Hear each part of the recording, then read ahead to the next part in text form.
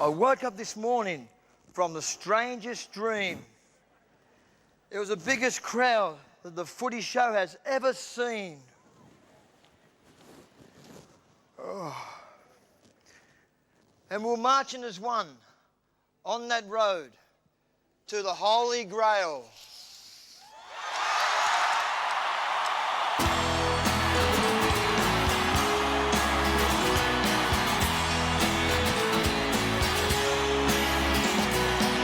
Woke up this morning from the strangest dream. I was in the biggest army the world has ever seen. We were marching as one on the road to the Holy Grail. Started out seeking fortune and glory. It's a short song, but it's one hell of a story. When you spend your lifetime trying to get your hands on the Holy Grail. Well, have you heard about the Great Crusade? We ran to millions, but nobody got paid. They raised four corners of the road for the Holy Grail.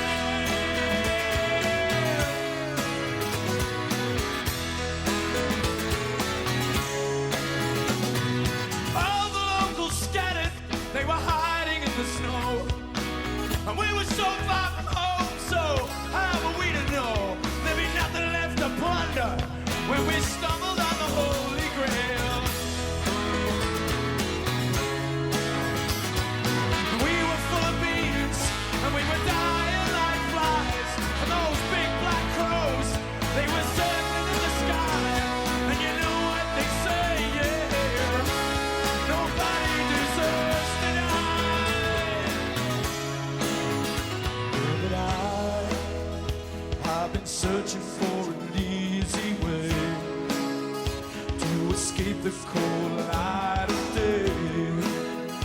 I've been high and I've been low, but I've got nowhere else to go.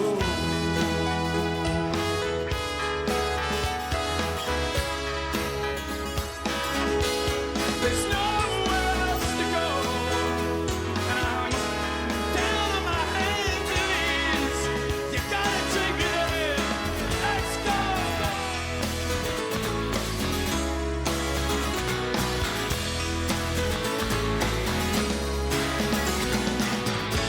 I've followed orders, God knows where I've been, but I woke up alone, all my wounds were clean, yeah.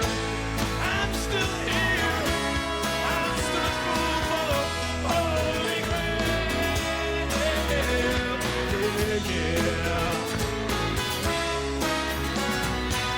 I'm the biggest fool that ever ran around the world, searching for you, searching for the Holy Grail. Yeah, yeah, yeah, yeah, yeah. Woo!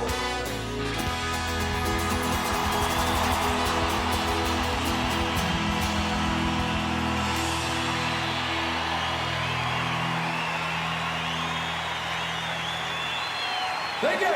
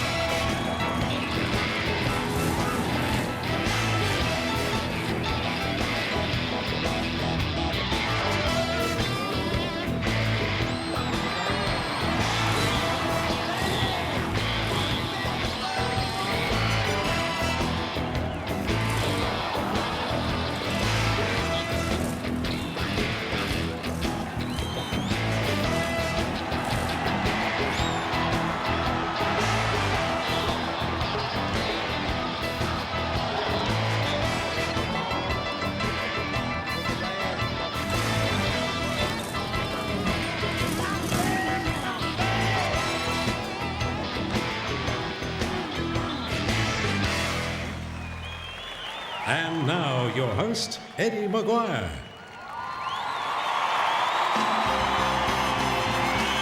It's more than a game. It's more than a game.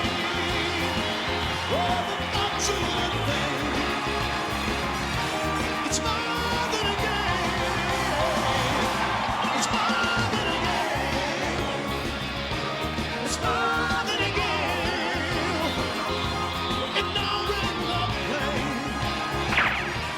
It's more than a game.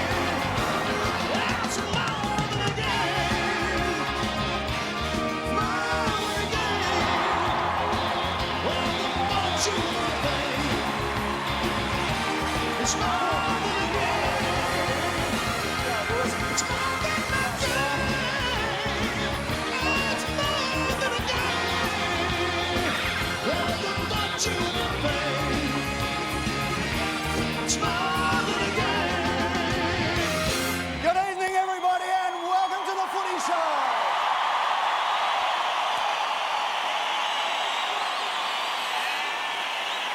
And what a big year it has been in football. 12,000 people here tonight because we're here for the one day in September when St Kilda take on the Adelaide Crows. Ladies and gentlemen, what a show we've got in store for you tonight. Let's welcome our first panel, as usual, and one of the unluckiest men in the country tonight. But what a champion. He was there at training tonight. Let's hear it for Peter Spider Everett.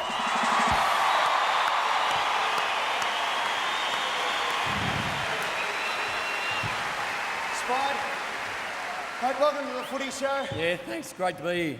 Oh, what about training tonight? You were sensational there. We might have a little bit of a look at the vision tonight. Spider down at Moorabbin, 12,000 people down there. What was it like being out at training tonight, mate? Magnificent. It was, a crowd like this, and you ran out there, and they all rose to the occasion. It was absolutely beautiful.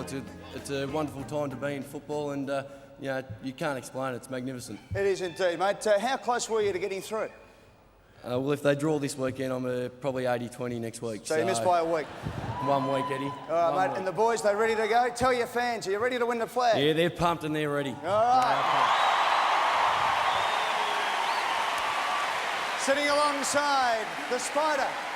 Last year's Brownlow medalist. He's had a terrible year with injury this year, but he'll be back in form for the Bombers next season. Let's hear it for Jimmy Hurd.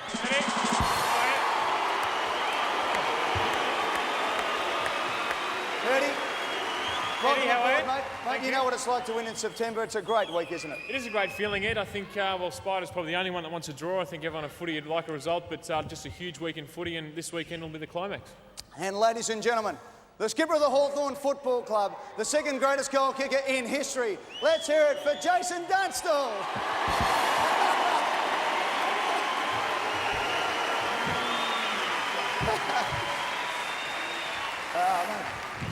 Well, isn't it great to get booed by 10 or 15,000 people?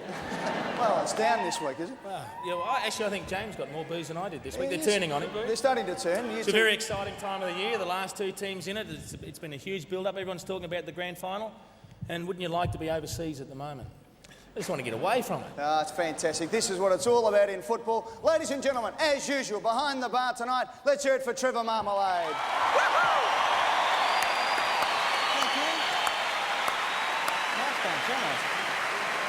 Well, mate, what can you say? We're battening down the hatches here. We're getting ready as herds, swarms of them come across the border like the plague across to Victoria.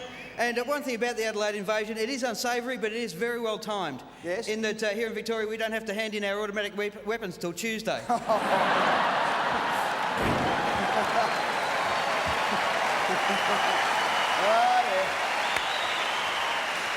It started early tonight on the Footy Show, Grand Final edition, as you can see. No chair, or there's a chair, but no one in it. A lot of people have been speculating whether or not Sam Newman would be part of the Grand Final edition show after his outrageous comments last week where he said that he would resign from all forms of the media. He certainly did resign during the week. Stop clapping up there, OK?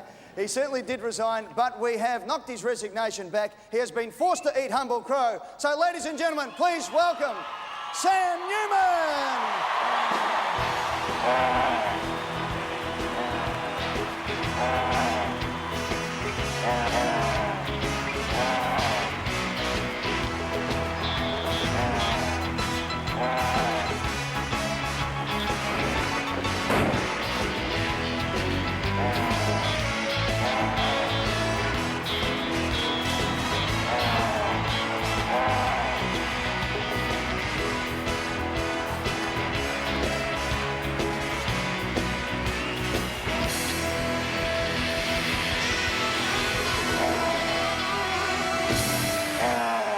crow has landed, ladies and gentlemen.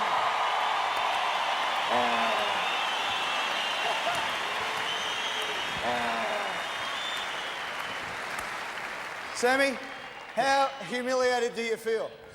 How silly is that, Ed? How silly is that? Well, mate, Someone said, you got a peacock. I said, what do you think? I squirted out my navel. There we go. mate, after all the drama you've been Like my through, feet? what do you think about them? Yes, the feet are magnificent. What do you think about the Crows? They finally made it through. You said that they couldn't do it. They're there. We'll have a lot to say about that later, Ed. We couldn't even contemplate what would happen if they got up. We're going to think about it while we're sitting here listening to you. Well, mate, you can't go on too much longer like that. Go and get changed. We'll take a break. We'll be back with more on the Footy Show right after this. Let's have a look at some of the friends we've made during the year.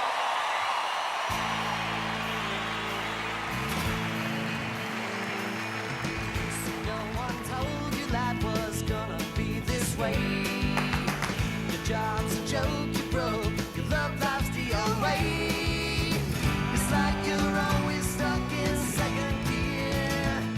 When it hasn't been your day, your week, your month, or even your year. But I'll be there for you. When the rain starts to pour, I'll be there for you. Like I've been there before. I'll be there for you. 'Cause you're there for me too.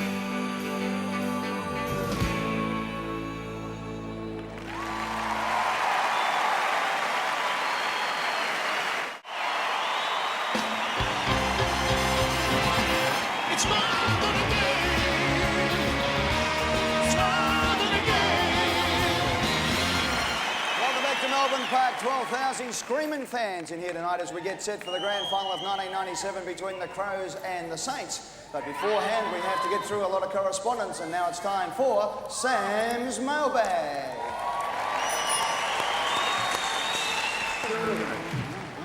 Very, very little. Not much at all. What? Get on with it. Just get on with it. This is from Justine, this is Polish, Justine Vandervelde. Or is that Dutch? What's that Dutch word? It's Dutch, yes. Polish, Dutch? Justine Vandervelde. In creative writing, this is from Kuirup Primary School, Ed. In creative writing this week,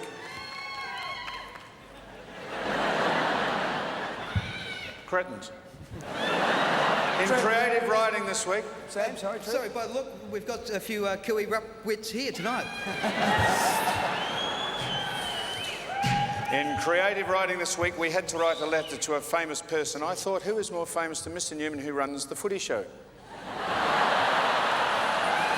That's what it's got here, Ed. Yeah, you were right the first time about the cretins, Sam. I thought that would piss you off. My mum likes you too. She says you are a bit rude, but she still laughs like crazy at some of the bits I don't understand. I think Justine was a premature baby from an ejaculation by the same name, Ed. See if you understand that, Justine. I am glad there is not much racial abuse now. My brother said people used to call him a clogwog, but they stopped when he won the karate championship this year. My school is not open at night, so please don't ring. So that's that. Now, you remember that smaller cretin that wrote from Camperdown, which is and he just had his name and address and nothing else on the A4 paper? That's right. This is his teacher. Now, this is Polish Week. This is from Ben Vanderkamp. Ben Vanderkamp. Dutch. Oh, sorry, Dutch Week, yep. He's a teacher at St Patrick's Primary School. On behalf of St Patrick's Primary School and Stephen Fitzgerald, Stephen was the small cretin that wrote it in, I am writing to object to your treatment of our student. You truly are an idiot and a cretant, C-R-E-T-A-N-T, to use your words. He deliberately left the letter blank knowing that you would pounce on it and mention it. I'm also certain that the children at our school would like to demonstrate what they can do with A4 sheets of paper. I have paid good money for seats. Now, this is the part, Ed. I've paid good money for seats for the grand final footy show this Thursday, but it really hurts me and wonder if it's worth going all the way down to Melbourne just to listen to your bullshit. Now, is Ben Vanderkamp in the crowd? Is he the teacher? Ben's spelt cretin, C-R-E-T-A-N-T. You can verify that. Up there, eh, Ben?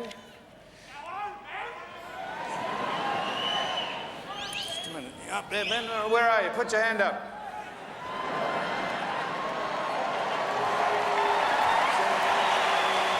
Sammy, up the back. Under the forward sign. Under the forward sign. Yeah. That's okay, got the bad seats. Yeah. Don't tell me he doesn't look like a Pollock. He's Dutch. He's Dutch lock. Not only are you constantly, this is from Mrs. S. Atkinson from Woodville, not only are you constantly criticising Adelaide, but now also Channel Rex and Talking Footy, hosted by Bruce McAvaney. Their show recently won an award, which you obviously think you should have won. Surely you both, that's you and me, don't consider yourselves to be in the same league as Bruce McAvaney. Is that from Norwood? Oh, no, we don't consider ourselves in the same league as Bruce. Christ, no. Jeez, we wouldn't be on air if we were. Trev? Where does that letter come from, Sam? Dorcas Street, South Melbourne? Well, it says, yeah, exactly, could be. It says Woodville. At least Talking Footy does talk about footy. You know where's it from? Woodville. Woodville? You know where Bruce is from? Woodville? Is he? Yeah. He's a good bloke, Bruce. But we can assure you we do not consider ourselves in the same league at all. Your show is so critical of Adelaide football clubs and the supporters, whom you refer to as morons. And look how they've spelled cretins. I'll write it out for you. I'll write it out for you. We got time for this, Ed? What time? We haven't really, but this is how you spell cretin, just in case you don't know. Geez, how'd you be if I stuffed that up? Now look, that's how you spell cretin. Which one? Now, in case you're going to write in, get it right. We've got cretant and cretin, E-N. So that's... All right. By the way, Bruce McAvaney was the football captain at Woodville High, so it might have been his old teacher. Bloody great bloke, Bruce. Trev? Yeah, I've got one here. For those of us wondering about the Brisbane riddle, of course, at the start of the year we were thinking Brisbane was certainties to win the flag because they'd merged with Fitzroy. They were so class last year. We were wondering what happened to Brisbane. I've got the solution in my hand here. A letter from a guy called James from Brisbane, and who reckons, here's the solution, it was bad luck A, will be better next year, but.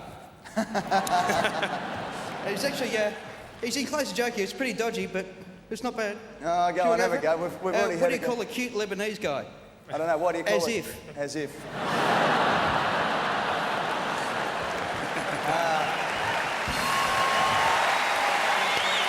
Now, just finally, Ed.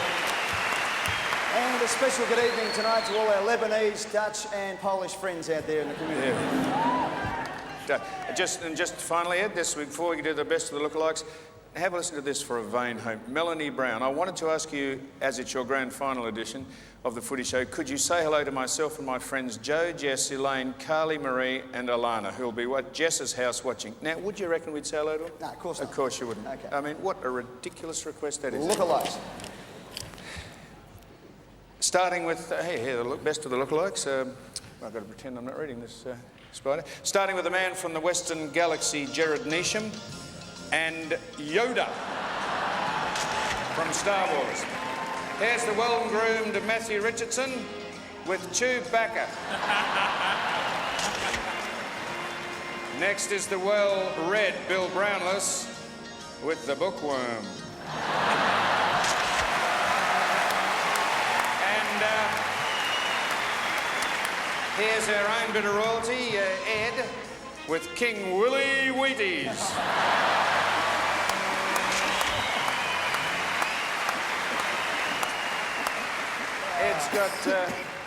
Ed's got so many chins he has to jack his face up to wash it. I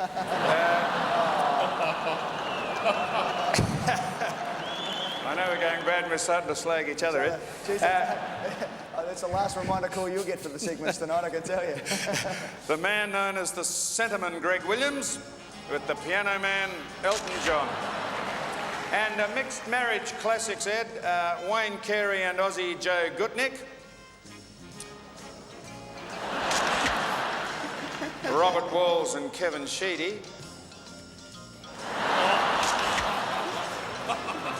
Now that could be a cretin. And David Boone and Michael Gale. Oh, that's it. best of the lookalikes and the mixed marriages from 1997. Now, last week on the Footy Show, we had a very emotional scene when Bob Skilton came on and told us about 15 years ago when his son Darren was killed in a car accident, how he threw away all his football memorabilia and 15 years later really regrets that decision to do so. Well, during the week, we've had an enormous response. Before we explain exactly what's happened, let's look back on what Bob Skilton had to say last week. I'm just curious, out of all the memorabilia that you burned or destroyed or disposed of, is there anything in particular? I mean, obviously it was all pretty much treasure, but is there one particular piece or item that you wish you could have back? Yeah, probably a South Guernsey. Well, we received some fantastic phone calls, one from a guy called Dieter Hoffman, who in fact was behind Bob at the tip at Springvale when Bob threw all his gear away and has a lot of the memorabilia which he wants to give back, but we've got some of the jumpers. Dieter didn't have a jumper. One from a girl called Zilla Shannon of Cheltenham in Victoria, who won Bob's number 14 in the Truth Brownlow competition of 1968. So she's donated it back to Bob, which is fantastic.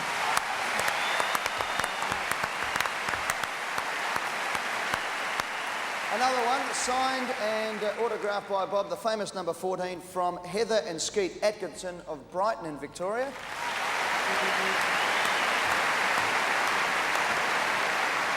And I tell you what, this could have been Bob's first one. This one's still got the plastic numbers on the back. How old's that? It's a beauty. The old number 14, the Bloods jumper, and that came from Maxine Hammond from Brahma Lodge in South Australia. We really appreciate it. It's fantastic stuff. Bobby, we'll be sending them down to you during the week, so great news there for Bob Skilton. Speaking of jumpers, of course, Coca-Cola in their countdown to the finals have been giving a massive countdown right throughout the season. And tonight we're going to give away one of the very special jumpers. This one here, 2 days to go, as you can see. It has been autographed by both the Crows and the St Kilda teams. And ladies and gentlemen, we want you, this is going to be sensational, only 12,000 people in the draw here, to stand up, and under your seat there's a photo of Sam Newman. If it's under your seat, you get the jumper.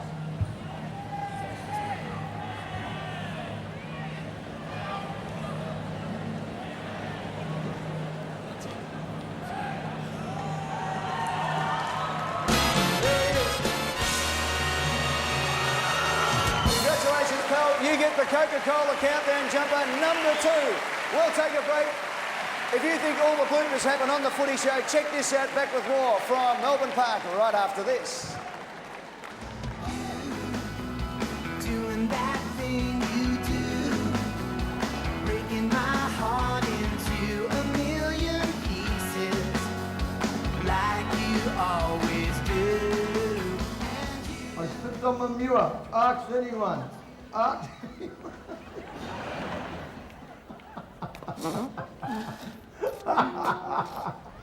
Sam, great day for trading, mate. Is there such a thing, Jack? You gonna open the door? Am I allowed to?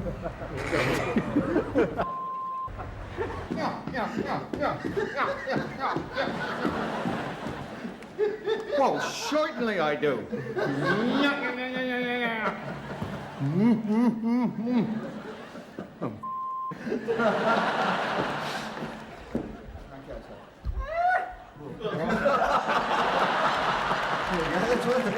We'll do that. Yes, Connie, as I speak, I'm on the outskirts of Ballarat, and behind me here are some hills.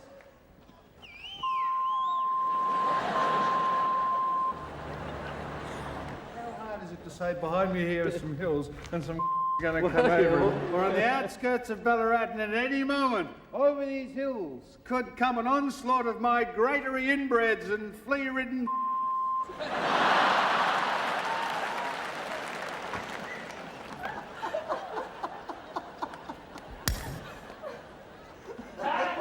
G'day, darling. What are you doing today? I'm waiting for my boyfriend. He's just inside grabbing me some lunch. Is he? Whereabouts? Kick What are you doing? Oh, I got no. What are you doing? Kicker. Hello, Doug. You sure you didn't want something? No, you can ask her that. He told me to ask him. No, ask her. No, it's the last time. Hold on. G'day there, darling. What are you doing today? I'm waiting for my boyfriend. He's just getting me some lunch. Oh, whereabouts is he? Just inside. Oh, Where'd you arrive I really like starting. Go, Ricky. Go, Ricky. Oh, can you do? I can't do that. I don't watch it, I've only seen it enough. This is just going to embarrass the shit out of me. Hi, I'm Trent. Feeling a bit alone, confused and kick out. Why not call me for all the Collingwood set plays? All right, thank you, Sam. That's enough, Sam.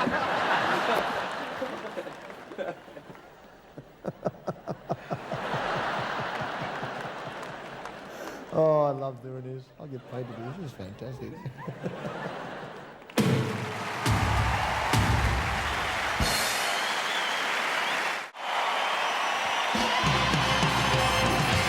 It's more than a game. It's more than a game. Every Sunday the rain. It's more than a game.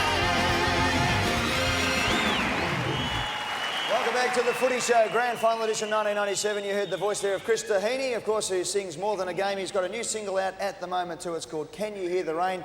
As Molly would say, do yourself a favour, get hold of that one. Good on you, Chris. Let's hear it for Chris Tahini and the boys down here singing the song tonight. Okay, let's talk Brownlow medals. What are you doing? The bloke down there, I can't believe it. Whereabouts? There's a clown down there in a Adelaide hat and Crows jumper. Stand up, mate.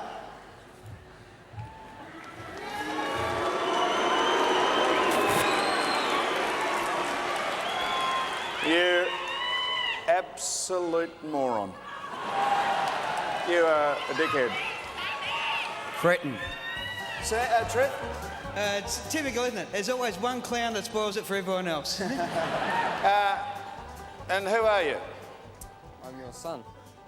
Hey? I'm your son. You idiot, Jordan. You're my son. This is my son. He's a... Your son barracks for the Adelaide Crows? Now, you tell him...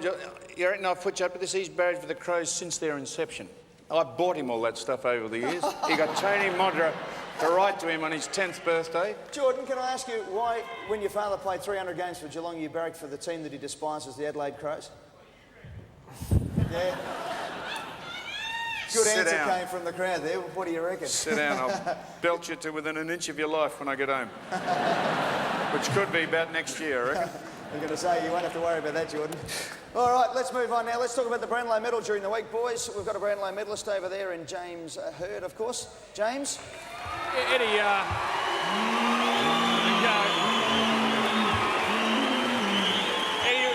thanks for that, Jace. It was a look. I thought it was a great night. I think it was one of the better Brownlows we've had. But the AFL probably didn't handle the situation as well as they could have. I mean, just the way Chris Grant and Robert Harvey were put into it, I didn't think it was great. But what can you do in a difficult situation like the one we had?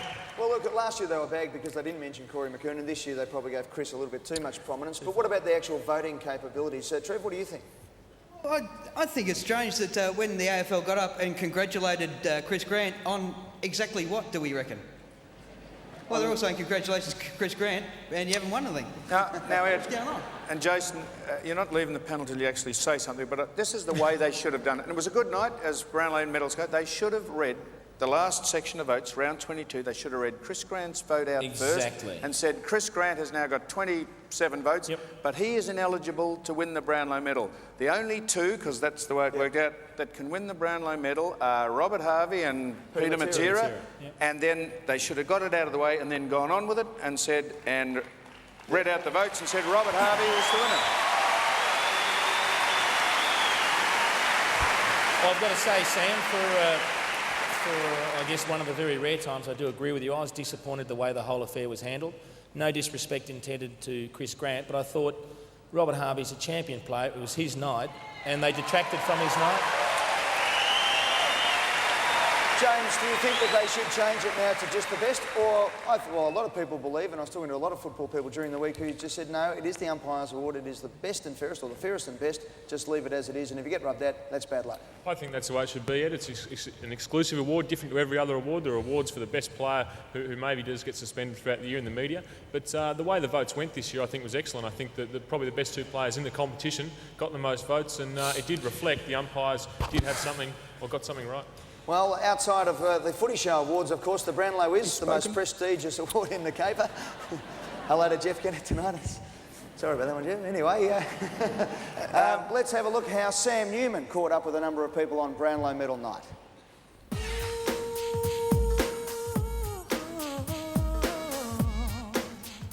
Right through here is as close as Channel Rex allows. If you were with Channel Rex, you'd get in, you idiot. That's as close as that man there allows us to get the cameras to the 1997 Brownlow count. But the real competition has been out here in the foyer. I've never seen more magnificent looking bodies, and not on the footballers. Would it be out of order to say you look sensational? Well, thank you. We were drawn like a magnet to this magnificent looking woman. Can anyone get any better looking, Shane? That's what I wanted to know. You put on a bit since we saw you last. Yes, I have. Been any good, Paddy? I'm actually pregnant, Sam. Oh, pardon me. I am sorry about that. How are you bringing tonight? Well, I hesitate to tell you, but it is a man.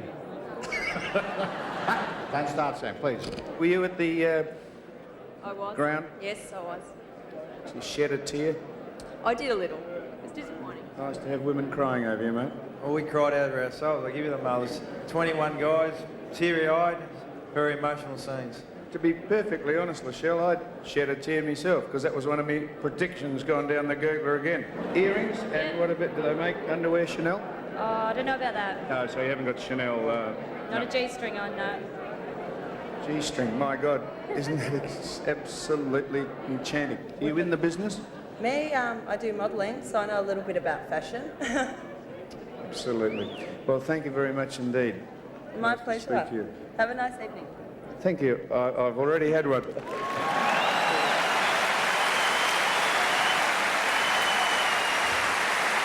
Well, of course, we all acknowledge Robert Harvey as a champion of the game and a more than worthy Brownlow medalist. There's no doubt about that. Let's hear it for Robert Harvey, everybody. What a champion that he is. But we also acknowledge that the Bulldogs have had a shocking week, getting put out of the finals, of course, and Chris Grant has, well, he's been a fantastic player, and remember that the way he was rubbed out on trial by video, he ended up getting 3 votes. The umpires elected him the best and fairest player on the ground that day, only to go down on trial by video. So let's welcome the man himself, Chris Grant, to the Footy Show.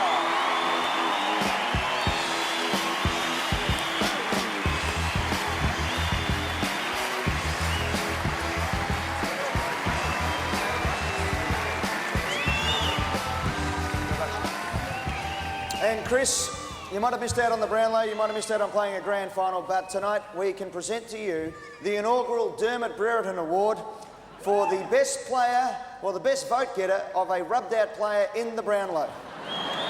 Thank you, Eddie. You have most votes of a player rubbed out, and as a result, the Footy Show are going to send you and your girlfriend away on a holiday. So congratulations, mate. Well, some consolation, thank you. Where are we sending him? Not bad little pickup. I think I'm going to have to start whacking blokes. All I'm going to have to do is worry about getting the votes then.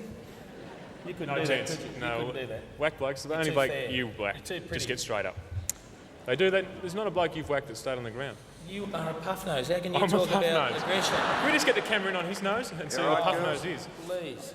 Chris, we'll get back to Chris.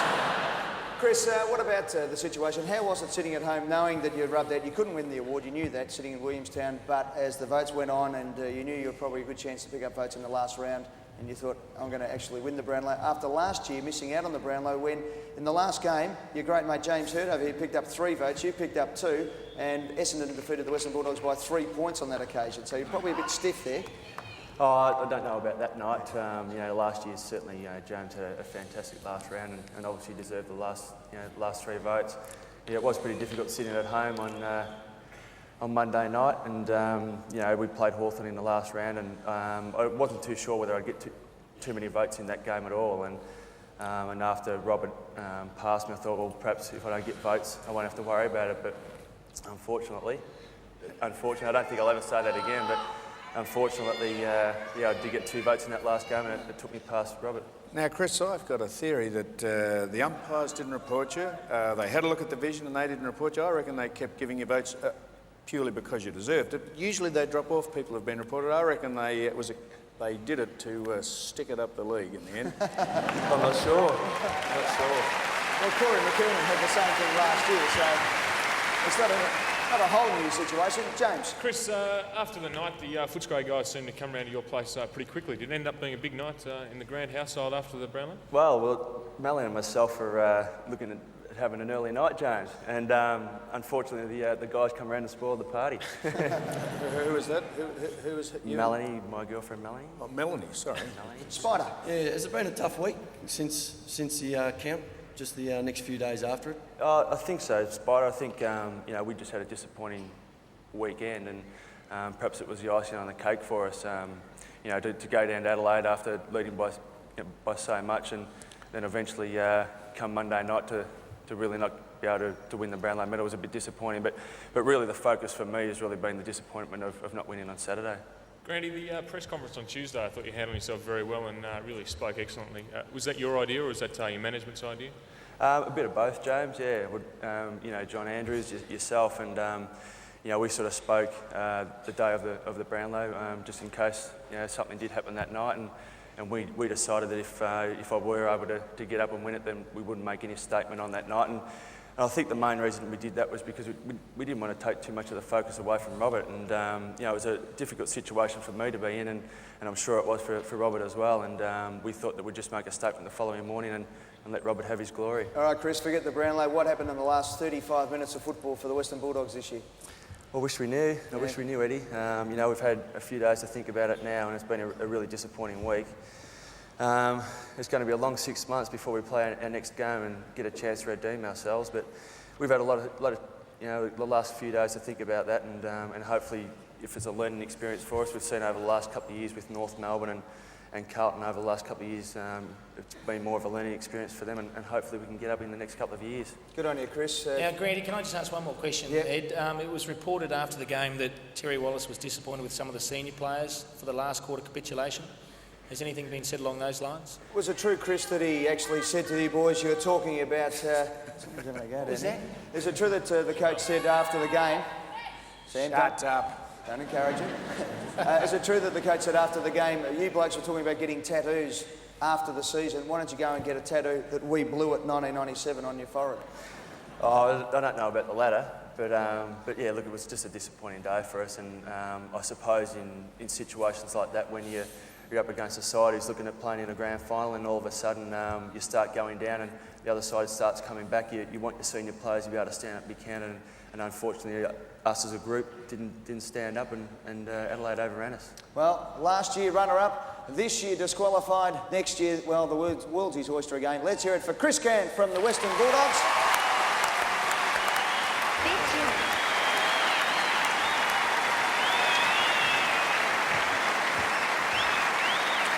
And what we have here is, as a result of last week tipping on Sportsbet Den of the Crown, Sam got the winner in Robert Harvey, so too did Bobby Skilton and Graham Teasdale, and as a result we can donate to the Variety Club a cheque for $1,650. There you go.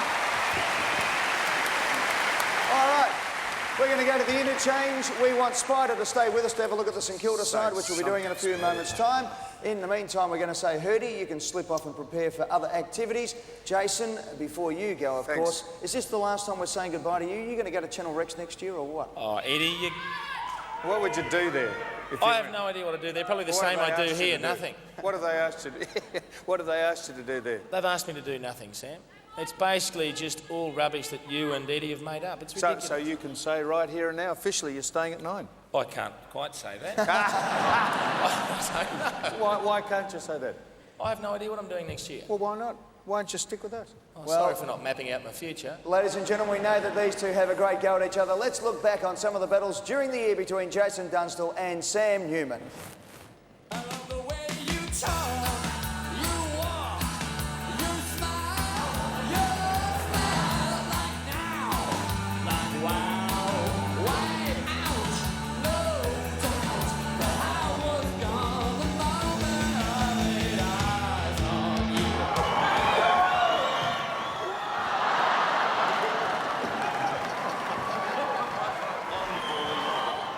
No problems with God's gift of warthogs. My heart goes out about you, Sam. I was whacked at my front door once.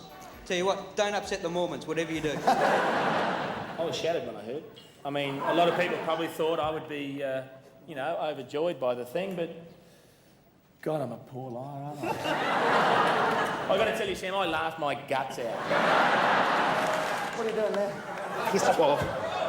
Now I've had Keep your hair enough. off, Hey, I've had just about had enough of you, all right? Now that's fair dinkum. Well, Sam, we haven't really got onto the loss of licence yet. What happened, mate? Just drove around till you sobered up? You want to hope they got short memories. They might never remember you ever again. You keep it up and you'll be a memory in a minute. I'll stand on this table, Ed, next week with a jockstrap on. If Collingwood beat Geelong. Any chance of doing something that we'd be interested in seeing? Well, wake up, Sam. It'll be okay. Look, Ricky Lake's starting. Go, Ricky. Go, Ricky. It's an unfortunate thing for some celebrities. Some celebrities become that famous that they can't even go out. In fact, Sammy's become so famous he can't even go home. How fortunate can anyone be just to be alive, really? That's about how it is. Is this Shangri-La? Have we died? Are we in heaven?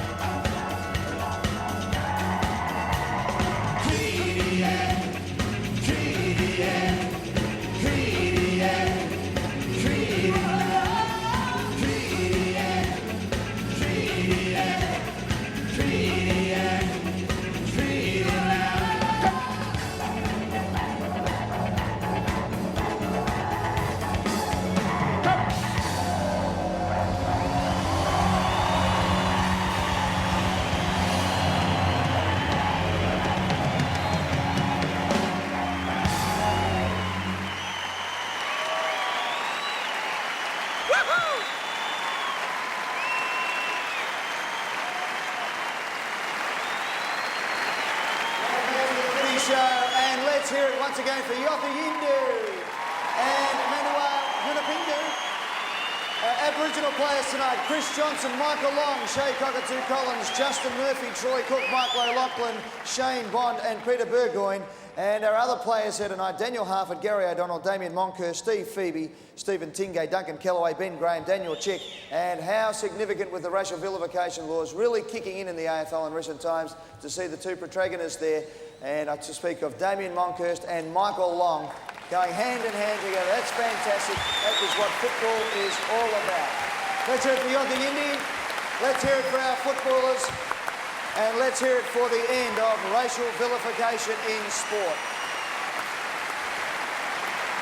Ladies and gentlemen, let's welcome a couple of new panel members now. We've got Spider, who's sticking with us because in a moment we're going to be announcing the teams for the 1997 Grand Final. But from the Melbourne Football Club, their captain, and the great news is he is absolutely training the house down. He's getting over that back injury and will be back in town in '98. Let's hear it for Gary Lyon.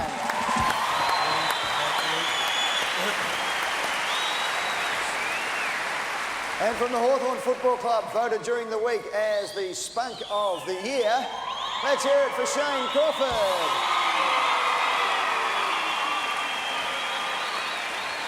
Okay, let's talk grand final now. And Spider, it was a big night at training tonight. 12,000 people down at Moorabbin, and it was a fantastic atmosphere there.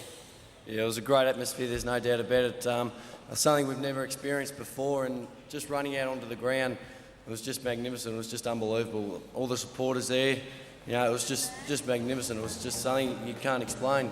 Yes, there were sausage sizzles going on. And this is the haka. Tell us about this one, Spider, because at the end of the night, everybody put headbands on. Was that for your honour there? Yeah, it was a rest in peace Spider kind of thing, I think. But no, we've done that a couple of times, and Hawley mucked up there. But yeah, no, we've done this for a couple of years, and as we said last week, it just pumps the boys up a bit and got the crowd behind us. Certainly was. It was fantastic down there at Moorabbin tonight. And joining us in the audience tonight also one of the great men of the AFL. You have to say that now because he was the president of the St Kilda Football Club when they were the shockers of the competition. Now they're through to the grand final. Please welcome to the Footy Show tonight Andrew Plimpton, who's with us in the audience tonight. Good to see Andrew down on the front table there. Good on you, Andrew. Hi, Eddie. Andrew, congratulations. Good luck to your club on Saturday, but gee, it's a long way from the bottom to the top, isn't it? Where's Bobby? Yes, it is a long way. Bobby. What are you talking about? Where's Bobby? Bobby who? Bobby Hammond. Bobby Hammond's in Adelaide. Where do you think he is? Let's talk to Andrew first before we worry about sticking into the Crows. Worry about your son. He's barracking for them these days. Would tell you to stand up, Prez, but you're probably taller sitting down. Good shape. Well, Andrew, this must be almost a dream come true. Nearly a dream come true, mate. Well, nearly a dream come true. Let's wait until Saturday night before we announce it a dream come true. Good on you, Andrew. Thanks for joining us on the Footy Show tonight. Andrew Plimpton, the St Kilda president.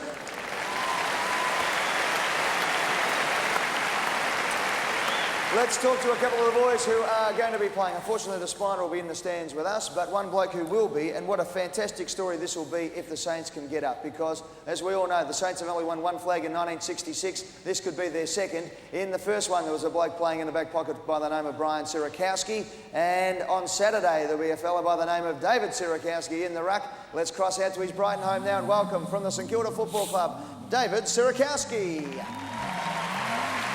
Ed, how you going? Well done, David. Thank you. I mean, this must be something that you would have been dreaming of as a kid over in WA, that you could one day represent the Saints and follow in your father's footsteps and maybe win a grand final. Yeah, look, I've ever since I was a little kid, I always dreamed about playing footy for St Kilda, and now that I'm obviously playing league footy with them, and to be part of a grand final campaign is just absolutely sensational. Now, Dave, as it turns out, you're probably going to be the man who the side relies on to negate pitiful Pittman and Sean Wren. Have we got the handbook out to work out how to do it? I haven't actually got the handbook out, but I've been speaking to Crackers throughout the week and a few other guys, Michael Green and... Crackers, eh? And yeah, Crackers, that's right. And a few other blokes, just make sure that I'm switched on and I know what I'm going to do once I get out there. Dave, it's Gary Lyon here. Congratulations, mate, and good luck this week. What Thanks, about Gary. the fitness? You are a big, solid lad. Are you going to be able to run the whole game out in the ruck, or will we be sharing the duties with Brett Cook, perhaps? Look, there's no doubt that I'll be sharing the duties with Brett Cook.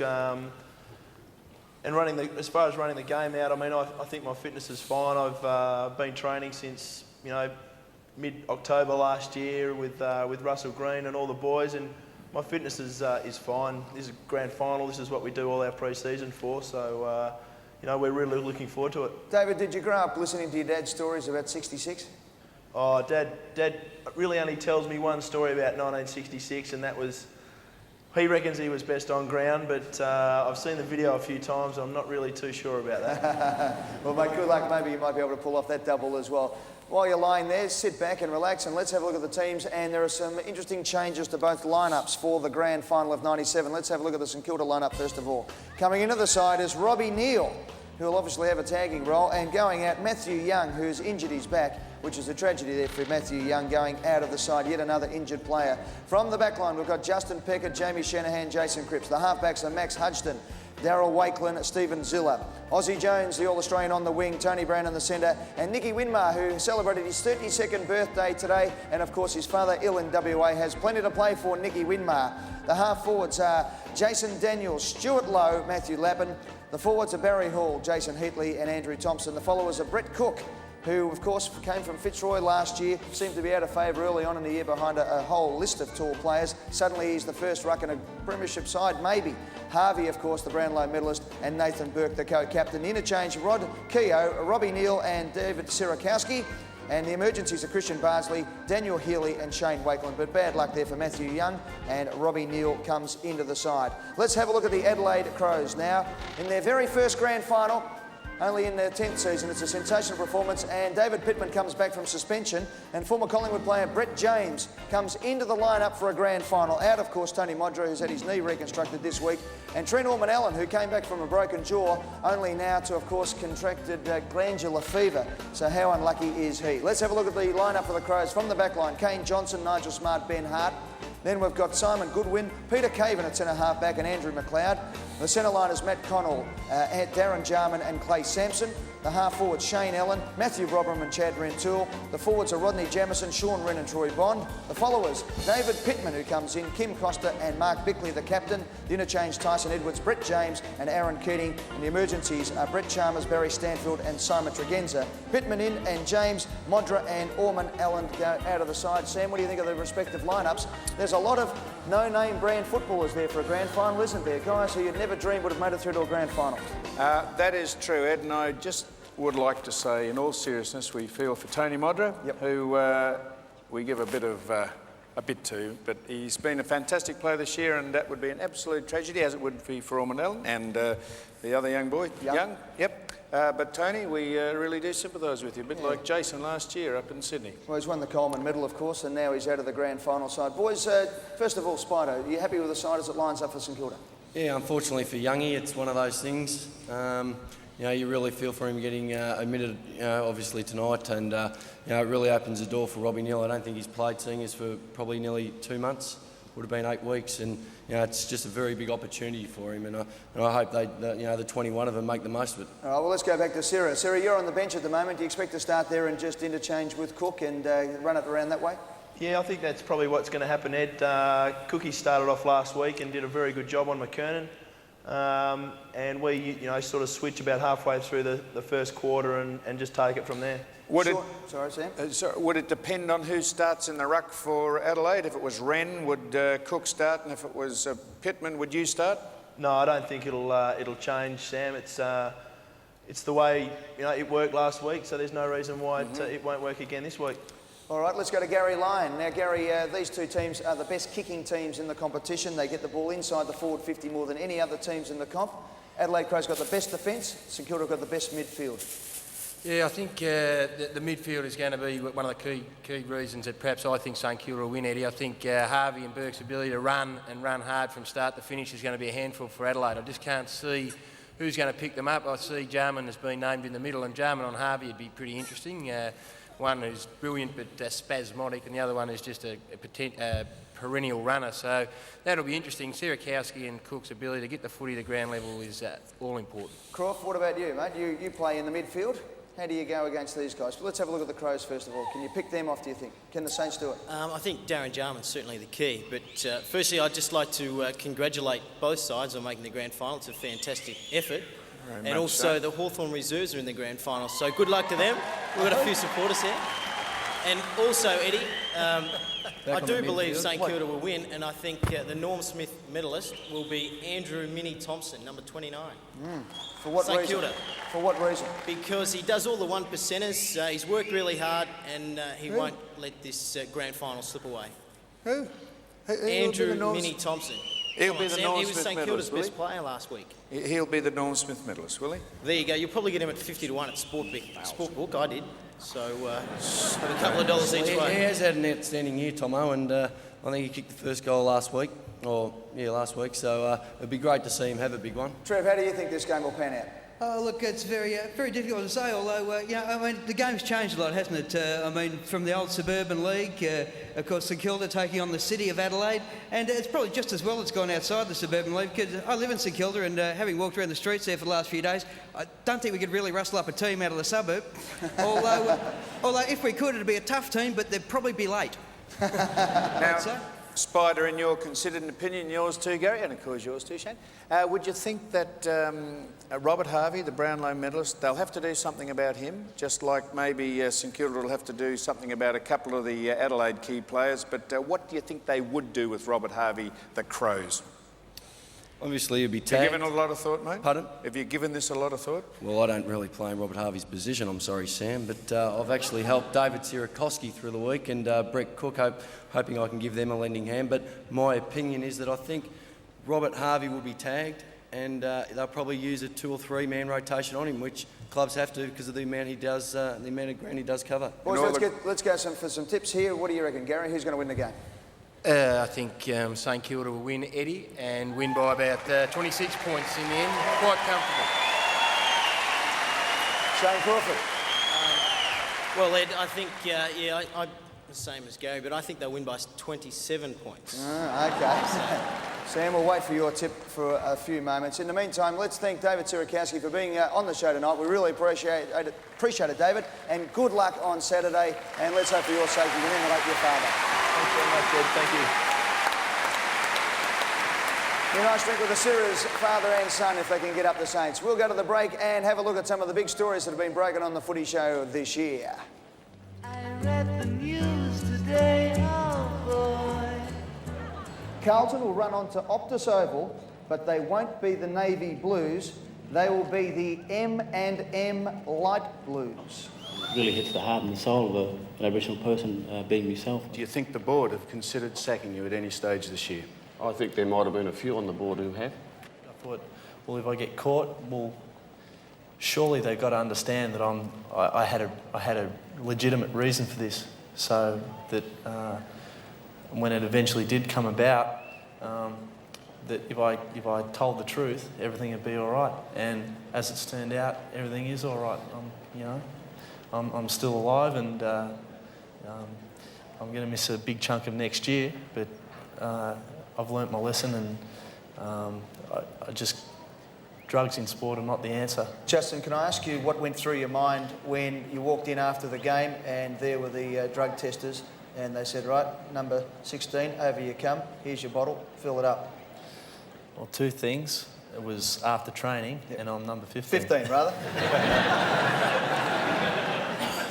So if they had said 16, I would have been right. You're not taking the piss out of me, are you? They were doing that out of you.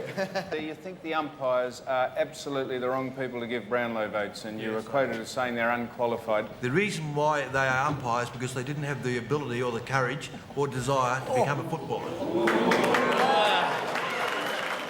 Oh, it's amazing the respect you get, isn't it, eh? How are you, Doug? How are you, Jacko? Too good for you, mate.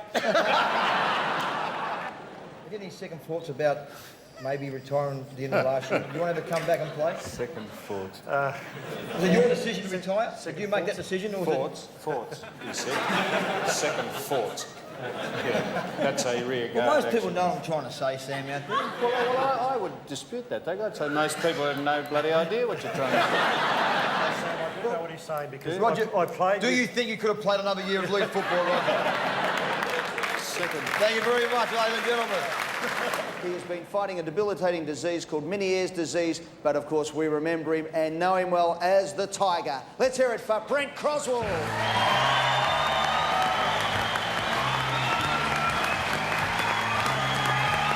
And Ron Barassi was a coach of yours. You used to play chess with him over the phone. That would have been an interesting... It was one of the most boring experiences of my life.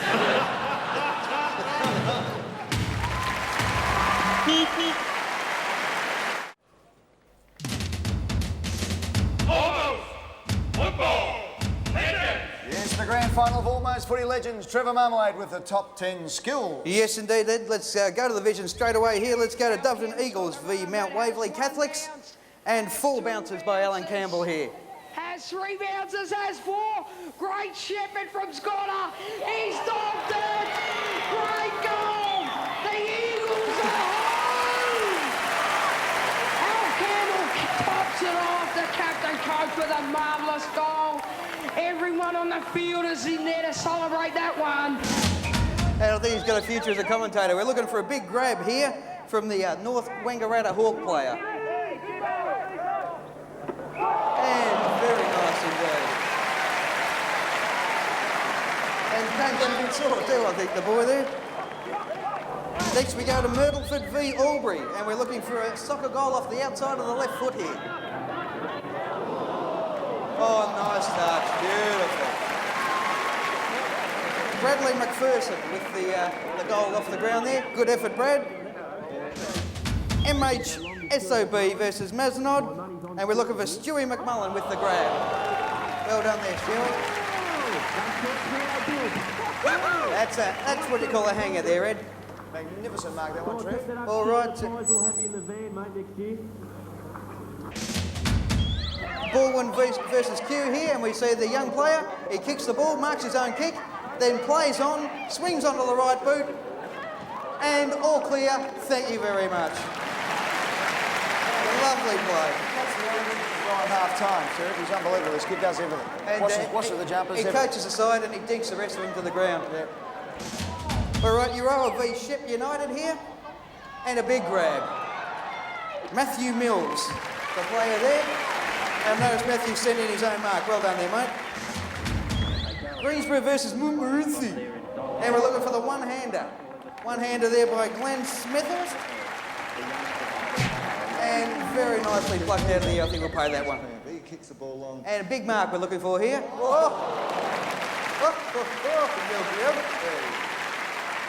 And one to go on with there as well. That is you like that in local footy, don't you? The bloke who gets up and hates it and just gives him one to go on with it. That's what you need. Bit of mongrel out there. Now we marks his own. Yeah, here we go. Kicks the ball, marks his own kick, and then puts it onto the chest of the player. And I'll tell you, I wish we'd left that tape run because he actually went past for the handball and the full forward didn't give it to him. Look at that, beats his own kick in flight. And then lovely pass to the player on his own. Our winner. Our winner for the skills part for the golf club, Stingrays versus Chargers, is the mark there by Trent Crowe. Very well done, Trent. And congratulations, Trent, for sending it in. Our winner of the skills for 1997 is Darren Summers. Not Daryl, but Darren Summers. G'day, Darren. Very well done, mate. Come on in. Congratulations, mate. You get all the hey jokes, do you? Certainly do. Yeah. Now, did you hear the cameraman, or did you knock off the tape? What happened? No, it's the cameraman. And what are you going to do? You going to share the prize with the bloke who took the mark? I'll see how good he is to me. Well, you can have a 1 iron, you can have a 2 iron. Well, it's a fantastic prize from our good friends at Spalding. It's the Top Flight Graphite Club's worth over $2,500, right? Congratulations, Thanks very much. Absolutely fantastic. All right, Darren, take your clubs and get off the stage. No, good on you, mate. Let's hear it for Darren Summers, everybody. Fantastic. Well done, Darren. He's off for a round. Our Skills Award winner for 1997, Trev. Let's go to our major prize now with the big Ford Ute on display and ready to go for our Almost Footy Legends winners for 1997. Top 10. Actually, the top 16 this is, Ed. We've just put them all in. Okay. The top 16 funniest legends as sent in by the viewers. Let's go and have a look now. First up, we've got the elephant kicking the soccer ball and lines it up, goes back and sticks the big foot into it. Very nice kick indeed. A lot of people thought that was Mick Nolan, actually. Absolutely. And a bit of footy action there from Thailand. Next we go to South Melbourne Districts versus North Kew. And we're looking for the stuffed kick out straight to the full forward and back over his head for a goal. And South Melbourne Districts went on to win that grand final, incidentally. You'll be very happy with that. Wanderers v Waratahs, and the man on the mark we're looking at here. And just to put off the player, you'll see him reach for the shorts and pulls out the wedding tackle. There it is, and shows him the agates. And it seemed to work quite nicely. Get him right off. So much for Chewy on your boot there, Ed. All right, the big specky at the wedding got the garter tied to the football there, and not a bad leap in the full suit and the wedding clobber there. All right, here now we see the player, the Richmond player here, get the ball and go the wrong way. He's supposed to be kicking to the left of screen. He's been shepherded well by his teammate. Bardsley runs behind him. You're clear, you're clear, you're clear. Have a shot, son, have a shot. And he puts it through for a point.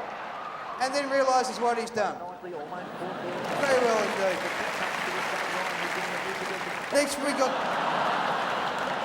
Well, we saw it there. The player going for the lovely bounce there, straight into the hands of the opponent.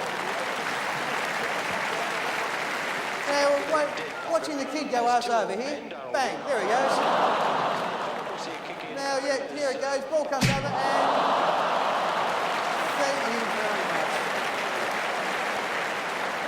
much. Okay, watch this. Handball straight to his opponent, who runs into the open goal. That is a sensational bit of play here. Let's just have a look at the replay. Handballs to his opponent. There he goes. And into the open goal. Now we're looking for a bit of a collision here, Ed. Three blokes go for the ball and no one finishes up with it. Oh, unbelievable. And completely poleaxed three blokes. Now we're looking for a hard but fair bump in netball. Oh, through. They'll get the crowd back in netball, Ed. As we see, but kept the elbow down. Nothing illegal in that, I don't think. Footy anyway. All right, now we're looking at the traditional rivals here. Swedish Helsingborg versus Danish Farum. Bit of an incident there. One of the girlfriends comes out to remonstrate with the man on the mark and cop that. And they love their footy down there in Scandinavia. Oh, they love it, no doubt. Now coming number 5 here, goal umpire. We're looking for a legendary performance by the goal umpire. Signals a point, there he is. It's mine, it's mine, it's mine. Play goes on, back over his head and signals all clear a goal. I'm sure he was in Adelaide a couple of weeks ago against Geelong. In fact, I think he got relegated from that game to the AFL umpiring panel. All right, we're looking for a diving mark here from Sam, aged 4. Here he goes, eyes on the ball, and nice little grab by the tacker there. And very happy with himself too. That's the way to do it. Textbook, beautiful stuff. Now we've got the fullback kicking out here, kicks directly to the full forward, who then misses. Oh, it's a shocking kick straight to Carey. Lines up for his first goal and misses. That could go on all day, eh? Straight to him, back he goes, easy as you like. And thank you very much. Now we're looking for a bloke here, tackled around the head, and the umpire comes in holding the ball. There's another Adelaide reject playing that one. We'll have another look at it. There he is, poleaxed to the head. Umpire runs in, it's on his blind side, directly to the front of the umpire. And Pay's holding the ball against you, pal. But our winner, here it is, and look at this for a rover. This bloke is a real terrier and pace. See the ball kicked downfield, looking for the rover there. There he is, and through shot. But he backs up here, good second effort coming up. Good second effort, racing for the ball. There he goes again. Oh, he's got the ball on the string. Absolute sensational performance. And where's the umpire? No, that's fair enough. No, he burrows back in. Oh, he's everywhere. Fantastic stuff. Absolutely, and we have our winners on hand. We certainly do, but before we have our winners on hand, let's bring on the magnificent prize. Let's see it now, driven on to centre stage here, the magnificent Ford XR6 Ute, valued at over $50,000 with Billy in the Ute there. G'day, Billy. What a beautiful. To present the prize tonight, I'd like to call on David Kettich, who is the brand manager of Ford Light Trucks. Good evening, David. How are you, mate? mate. Thank you. Magnificent car, that, the Ute. Oh, it's a fantastic vehicle. Everyone who drives it just loves to drive it. Yeah, It's of a lot course, of fun. and even better to stick your friends in the back, isn't it? Absolutely. Good on you, David. Absolutely. And our winner tonight from North Altona, who was able to donate that magnificent video with the dog running mad, was Scott Ratelli. Good on you, Scott. Congratulations. Thank you. Fine, Scott. Congratulations. Thank you. Scott, was it your dog? No. No, not your dog. No, I was actually umpiring the game. Myself and my brother were umpiring the game. Yeah. And the dog just decided to run on the ground and go berserk. So, Who had the video going? my dad actually bought the video because we were umpiring the game. It was our first game umpiring together. And it was just at home. I had the flu. And I decided to clean the video cabinet out and I found the video. Now, so how much did your dad pay for the video? I got no idea. It's about 12 years old, actually. What do you reckon, about $10 or something? Yeah, probably. $10 videos turned into a $30,000 car. Fantastic. Fantastic, I tell you Absolutely what. fantastic. What about that? Hey, congratulations. Thank you. Drive safe with the magnificent Ford. You happy with that? I'm absolutely wrapped. Good on you, mate. Congratulations. No That's worries. fantastic. Almost Footy Legends, a fantastic segment all throughout the year. Trev, well done. Yes, very well done, and well done to everyone that sent in their legends throughout the year, and we'll be looking forward to them again in 1998. You better believe it. Now, before we move on to our next break, we've got a sensational prize to be given to us, really, tonight. And I'd now like to call on Wendy Perkins, who's the Public Affairs Manager for Ford Australia, come forward. G'day, Wendy. How are you? I'm fine, thank you, Eddie. I think you must have invited me along to raise the tone of the show. Yes, certainly. You've done that right away, Wendy. Now, what have you got in your hand? I have here a cheque for $40,000 made out to the Trevor Barker Foundation, and we give it to you with our heartfelt wish that it makes lives a lot easier for the families of all of the cancer. Thank you very much, Wendy. Thank you. And I'd now like to see you fold it up and put it in your wallet for safekeeping. Yes, thanks very much to Ford and also to Channel 9 who are donating the proceeds tonight, and Richard Cameron from Australian Sports Media as well, donating all the proceeds of tonight's live show here at the Tennis Centre to the Trevor Barker Foundation. Good to see Melinda Croker here tonight, Trev's fiancée, and also members of the family. Good to see Melinda here. And also to Jack Barker and Trevor's mother also at home tonight. And how significant with Trevor Barker, of course, the great memory of St Kilda in the grand final this week and Sandringham winning the VFL final on the weekend. This goes to the Trevor Barker Foundation, which is going to hopefully build some holiday resorts, or holiday homes at least, for kids and families with cancer to go and have a bit of a break. So thanks very much, Wendy. To everyone at Ford, we really appreciate it. $40,000. By the end of the night, we'll make 70. We'll take a break, be back with more Footy Show right after this. We're going to Adelaide. It's more than a game. It's more than a game.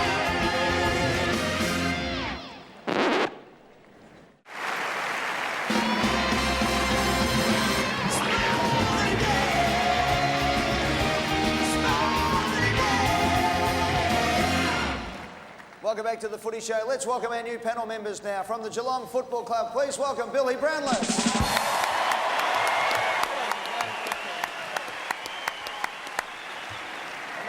Tears in his eyes in the commentary box on Saturdays. He watched his beloved Bulldogs toss it in the last couple of moments. Let's hear it for 350-game veteran Dougie Hawkins.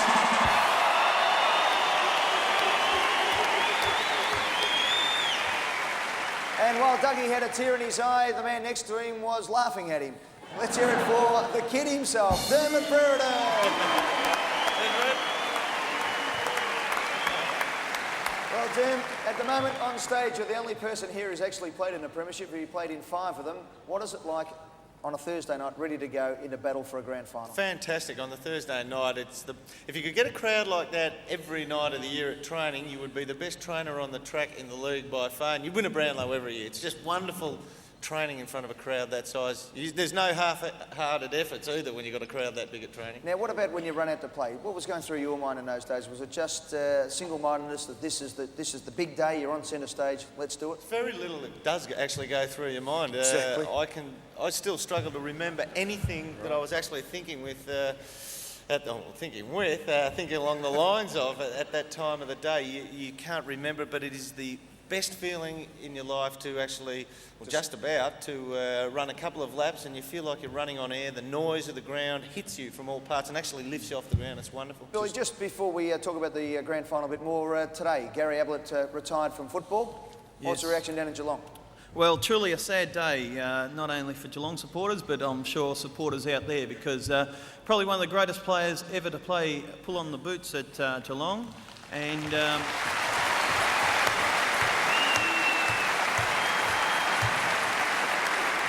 Just got a couple of stats on the great man here. 248 games, Sam. Those stats? Yeah, sorry.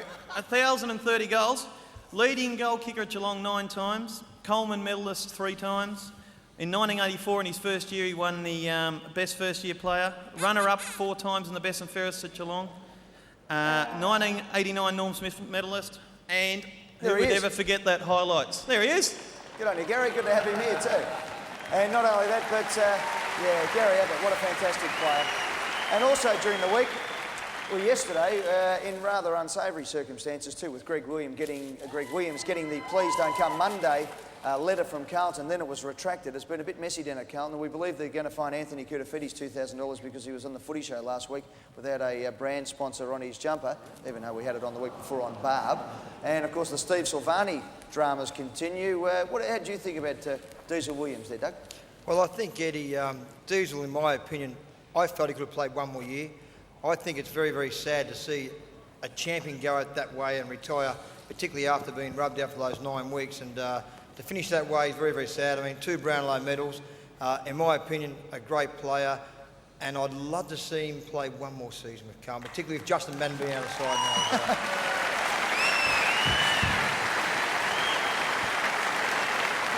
The only trouble is, Doug, he retired yesterday.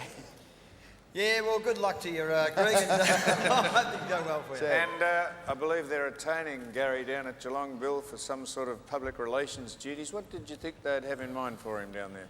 Oh, an ambassador, actually, Sam. An ambassador? Yeah. What did well, they I'm think sure he'd be ambassadoring with? I'm sure if they're trying to recruit a young recruit to the club, they'll just send Gazza out and he'd come back with a signature on it, you'd think, wouldn't he? You think he would? Yep, I suppose he would. Yeah, All right, depends where the bloke was. Let's move back to the grand final now, and of course Adelaide are in it for the very first time. It's a fantastic effort, finishing in 4th position on the ladder this year. They've had the home finals, of course, but then they came across and knocked off the Western Bulldogs. And earlier tonight, because obviously the boys have got to get to bed reasonably early tonight, they're flying over at 9 o'clock in the morning. Sam and I caught up with the captain and vice-captain of the Adelaide Crows, Mark Bickley, and a man who's played he played in the very first Adelaide Crows game and is now in a grand final in Nigel Smart. Let's hear it for the boys.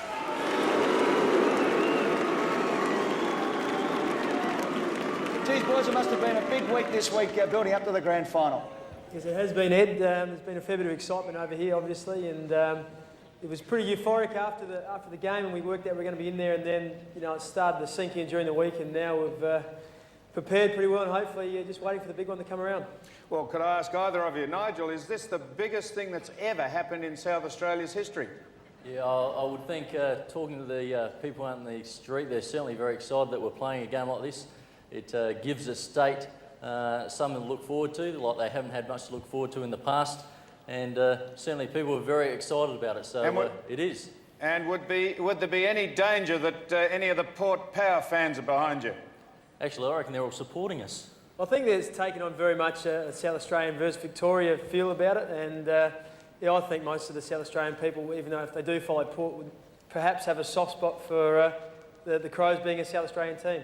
Well, boys, both of you last week were the springboard for the Adelaide side to get up and knock over the Western Bulldogs. First of all, to Bix, you really lifted it was probably the second half of the third quarter and then continued in the last quarter. And of course, Nigel drifted down to half forward and really got things going down there as well. Yeah, well, I had a fair bit of improvement to do, Ed. I didn't have a big first half, so no, it was just a matter of the whole team lifting, I think. We just started to get our hands on the ball and started to win the one-on-one contests. And once we did that, and we had a few focal points like Nigel and Darren Jarman up forward to finish off for us, it made the job a lot easier. Well, Nigel, you took some great marks in that last quarter. Would one of them been as good as Lee Colbert's the week before? No, that wasn't a mark at all, but no, Lee Colbert did probably take one of the best marks I've seen for quite a while, and it was unlucky the umpires didn't actually see it. Boys, can I ask you if Sam's been a motivational factor for any of the players? I think he's more motivational for all the supporters over here rather than the players. We tend to take Sam with a pinch of salt, and I'm glad you said salt. No, it's all a bit of fun, obviously, and I've spoken to Sam a few times when I've been on the show, and he's a closet Crow supporter, I think. Be a closet, a lot of things. And we noticed Pitiful Pittman's in, of course, and Sean Wren jettisoned the mattress he had strapped to his leg in the last quarter. That's a sign of the times. Yeah, I think he got a bit sick and tired of wearing it and was a bit frustrated with Scotty Wind and took it off and then started to run around pretty freely. And I don't know whether he'll play with it this week, but we'll just have to wait and see. Boys, you fly out tomorrow to Melbourne about 9 o'clock, then you've got the grand final parade, and of course, then all the festivities are out of the way. You'll have one last training session. You must be just dying to get out there on the MCG on grand final day. Yeah, I think that's the big thing. You do have a pretty big week, and the parade over there obviously will be a lot of fun, and we'll look forward to that. But once that's finished, then just get about your business. Like our routine is we train at the Junction Oval on Friday night, so we'll be doing that. Then we'll sit down and have a meeting like we always do, and then, you know, work out how we're going to beat St Kilda, and then the big day will hopefully take care of itself. And I think Bobby Hammond won the toss for which side gets onto the ground first. I think it's you boys, the Crows. Would this be a preference? Obviously it would be, because he won the toss and he decided to put you on first just to get acclimatised to 100th thou. Well, we need to get on the ground first. It was a strategic decision to try and win that toss and run onto the MCG and get the crowd behind us early, so we certainly get a good start. And Nigel, will you be having the head buffed just as a special treat for the crowd? Actually, I might get up extra early and give her a close shave and shine it up so I stand out on the ground, mate. And I think we should say, sorry, just before we finish, I think we should say we're very sorry to hear about Tony Modra in all seriousness. Yes, it is. It's shocking, that. And, of course, the boys obviously going out to play for Mods. Before we go, Mark, you've got a big couple of weeks coming up as well, the grand final and a new huge business venture over there. Geez, it'll kick things along if you can get a grand final up. Yeah, that's right. I've got the franchise for the AFL store in Adelaide. It's at the Westfield Shopping Town in Marion, so it'll be good to have a win and win the flag, and no doubt that'll be very good for business in the first couple of weeks. One final one to you, Bix, as well. Grand final captain, the first one would just be fantastic for you. How are you going to beat St Kilda? I think, you know, with Ren and Pippin, they're two pretty handy big men, and I think if we can get those guys on top and we can make the most of that and get it out of the middle, I think that's a big start. And our defence has been good all year, so, you know, they're probably up against the best forward line in the business, so it's going to be a real shootout. If they can beat, you know, the best defence on the best attack, it'd be it's a pretty good game to go watch. So hopefully our defence will win and we'll get our hands on the ball first in the centre. And Ed, it's a pity they couldn't have got some red tulips to put in amongst the yellow and blue flowers. That would have been the flowers in the colours of the Adelaide Crow to make you absolutely vomit. There you go, Bix. You'll have to go just pick up there on your flower dressing behind you there. Knocking the house. How's that? So, mate. Well, Bix, good luck, mate, and thanks for all your help on the footy show during the year. And to Nigel Smart, congratulations, mate, on being one of the original Crows getting through to the first grand final. It could be a very historical day for you. Let's hear it for Mark Bickley and Nigel Smart from the Adelaide Crows.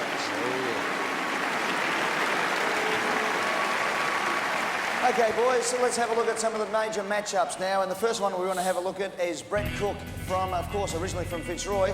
And let's have a look at the stats. 24 years of age, up against Sean Wren, 26, 195 centimetres to 203, 32 to 91, 7 goals to 36, and final 6-1. With Sean Wren not only getting a start in the major stats there, but also as an absolute star player. And he really threw off the mattress, as Sam said last week, and got going. Yeah, look, this matchup will obviously take place. I don't think you can put Pittman into the equation. He'll have to play down back, I'd imagine. Keating will be the relief ruckman for Wren, but Cook's a good scrapper. Hawke, you played with him at Fitzroy. Yeah, Dermot, he's a big, strong lad. He's got a very big heart. He may lack that ability compared to maybe a Wren and Pittman, but the big concern, if he does struggle, the fact is that Lowe may go into the ruck, which will leave the centre half forward vacant, so it's a big worry there. He's got to get the ball going, he's just got to get the ball going with a big hit out going over the centre half forward line, going Adelaide's way, just basically clearing the other 6 players in there. Sam, you played 300 games as a ruckman centre half forward, a bit like what Stuart Lowe has to do. How important is it in the big time, in the big finals, for the big fellas to really fire up? Well, it is of absolute paramount importance, Ed, and people say that ruckmen don't play much of a part in this game these days because the two things that haven't improved in the game are the umpires and ruck work. But I'll tell you what, if you see what McKernan did and Wren did against the sides in the finals by thumping that ball, as Dermot says, 30 or 40 metres, the demoralising effect that goes through the side on the receiving end of that, because they've got to play catch-up football. They have to second-guess what the opposition are doing all the day. And if Cook competes, that's all Stan Ellis would want him to do, just compete with McKernan and nullify him to an extent. Compete with Wren and nullify him to an extent would be what Elves would be hoping Cook and Sirakowski could do, because they won't actually take him to the cleaners in any stretch of imagination by playing in the ruck. Okay, let's have a look at one of the other matchups. Who's going to get Robert Harvey? That's the big question. Who can stop the Star Saint? We've gone for Andrew McLeod, and as you can see, they're pretty well matched up in the height department, but games 178 to 59, goals 107 to 47, finals are only 5-3, but you have a look at the Swinburne University stats, the big stats that everyone uses, and Robert Harvey gets 13 hardball gets on an average, 15 receives, so he gets the hard ball, then he runs off and also gets the receives, and averages 13 effective kicks and 10 effective handballs for 23 effective possessions every week. He's amazing, isn't he? He is amazing, and look, you can't equate it straight out to if he receives X amount, that team will win, but if they can limit him down to 20, that is a good result for Adelaide. I don't reckon anybody, though, can run 4 quarters with him, Billy. Yeah, they'll have to gangbang him, Dermot, and they'll look at Costa, they'll look at Bickley, and I'm sure they'll look at McLeod. So one bloke just can't do it because he does run and run and run all day. Dougie. Yeah, what Billy was trying to say, they're going to rotate a few players off, of course, Harvey, and they're going to get Costa. They're going to gangbang. Costa probably. Costa probably. Connell and, of course, McLeod, but it'll be a great matchup. And we're looking forward to a few of the other big ones too. What do you think is going to be the matchup? I mean, we've got Nathan Burke probably and Mark Bickley, Stuart Lowe and Peter Caven, and Jason Daniels and Darren Jarman. Is there one particular area of the game that St Kilda have to be on top of to win, and vice versa for Adelaide? Yeah, look, it's the young Crows that got them into the game out of the centre in the last quarter last week. They won't match up to the standard of St Kilda's on boards. But the interesting one is Jarman. Who will go with Jarman? They gave Cripps the job last week on Roberts just to run with him, and he's not a super dangerous player, so obviously Cripps needs a job to play well. He's the kind of bloke you send out there and say, do this for the team, and he'll do it properly. I've got a feeling they might run with him. If not, maybe Jason Daniels for Darren Jarman. Last time they played was round 15 at Football Park. On that occasion, the Adelaide Crows got up by 10 points, but these two teams are completely different now. There are 7 changes to the Adelaide side and 5 from the St Kilda side who played that day. Bill, who's going to win the grand final of 97? Well, I just think St Kilda are going to win very easily, Ed. I think Adelaide have played the grand final last week. They've played 3 very hard games to play in the grand final. St Kilda are just on fire and they will win easy. When the Saints go marching in, they will just win the grand final. Go the Saints!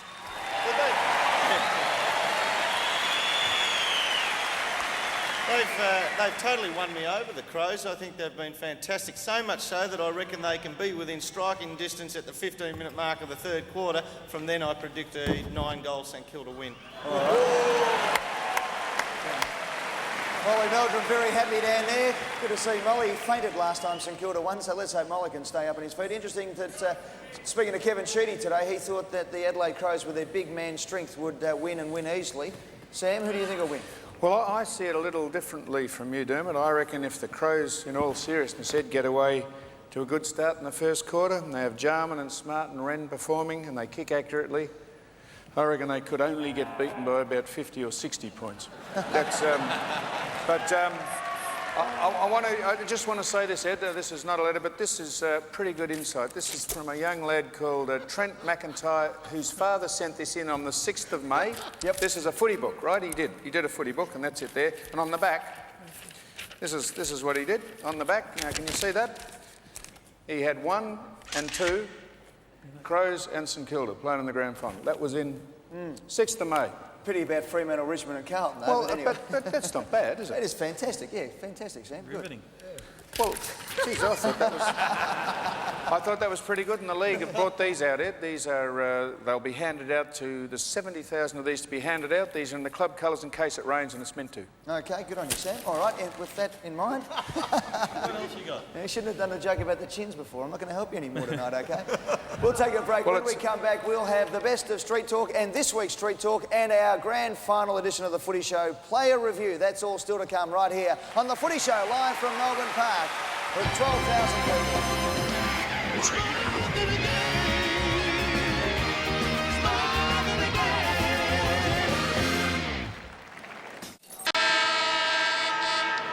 The Woof Woof for Footscray Western Bulldogs has been so successful that a lot of other clubs are following suit. Oh, yeah? What are they doing? From now on, after a goal, the Geelong supporters will be yelling meow, meow, meow. The North Melbourne supporters will be yelling... The Dockers supporters will be downing tools and going for a smoko. And the Adelaide Crow supporters have been discouraged. And it's a great night at the panel tonight. There's talk about football brains on the panel. We've got Bickleys, Buckleys and none. This is Josh Wooden. And this is Nicholas Stone. I'm very glad Brett Hetty wasn't a new arrival. Okay, now the other relationship's over. I heard you. I heard you were a bit crushed. The Footy Show video, there it is. Let's have a look at the caption above Sam's head. It says, "Stillwell Ford, we put people in front of cars." Sammy, his legs held together by a couple of screws, which is in direct contrast to his life. I was talking to Russell Gilbert recently, Dougie, and he said that he actually saw your last game that you played for Fitzroy, and he said in the last quarter you actually put your hand down your own pants and it was the only touch you got all day. To miss his talent, you would have to be blind. Christopher Langford, you're one of a kind. I just wanted to say to any concerned viewers at home, there will be no poem about Tammy Van Wisser. I know you're not supposed to laugh at your own jokes, but I've never heard that one before. Trevor Marmalade in fantastic form, as usual, behind the bar. Trev. Yeah, well, how long did that highlights package go for? A minute 40. That was a good year's work, wasn't it? Fantastic year's work, I can tell you that. Well, one of the most controversial incidents we had on the Footy Show this year was when Sam decided to pick up the phone and let the fingers do the walking, and he rang up a young girl called Joanne McDonald in Adelaide. Well, of course, given the fact that the Crows are into the grand final and they knocked out Sam's Geelong, it's only fair that we go across there, and only fair that we have our second Sam, Andrew, starting in the starting blocks there tonight too. You there, Andrew? Yes, I am, Eddie. How are you? Very well, thank you, mate. We're just kicking things off over here at Joanne's place, just gearing up for the final this Saturday against the Saints, and I've got a bit of an old loser sitting next to me. We won't tell you who it is just yet. He's reading a Crows mag, just catching up on the latest goss, working out what's going to be going on this weekend. Who are you? Hello, Sam. Good to see you. Welcome to Adelaide. You've come to pay me the $10,000 you owe me, old son. God love us, you stupid old prick. Now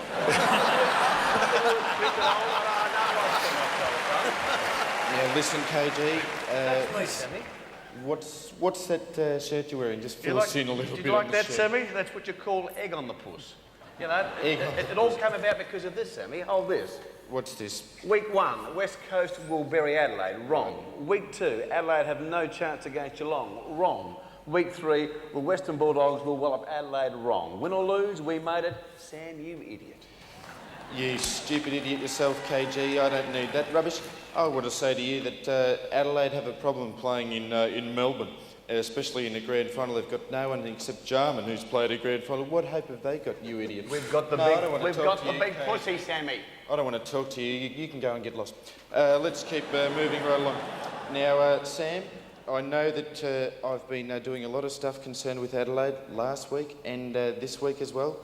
You might think I absolutely hate them, but as a matter of fact, I don't. And if we can just get this off here, we'll show you my true identity, who I actually support. Have a look at that. Yes. Andrew. Yes, sir. You're starting to annoy me. Now, Andrew, is the atmosphere, is the town abuzz, agog over there as we speak?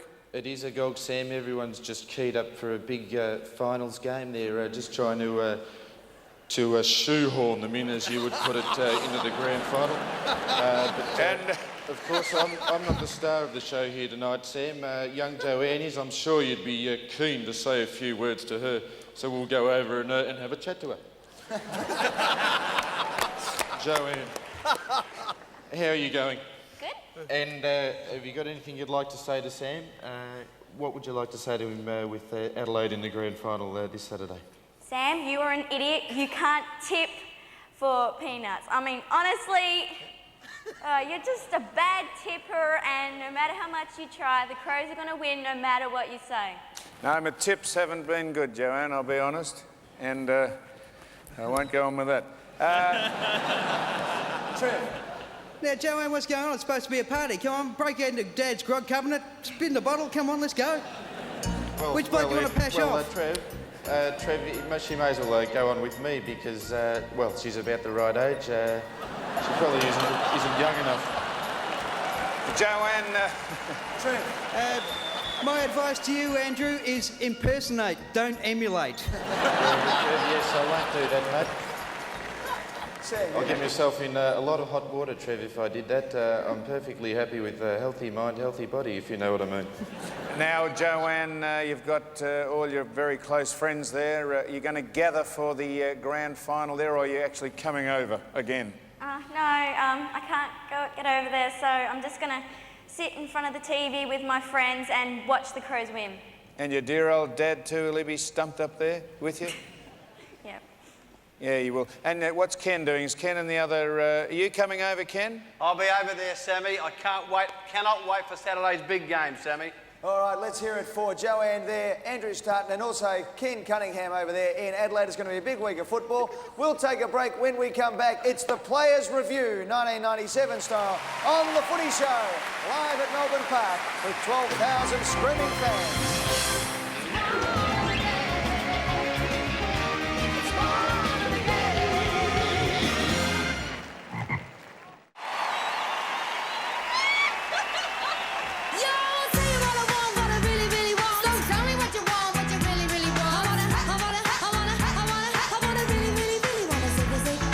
If you wanna be my lover, you gotta get with my friends.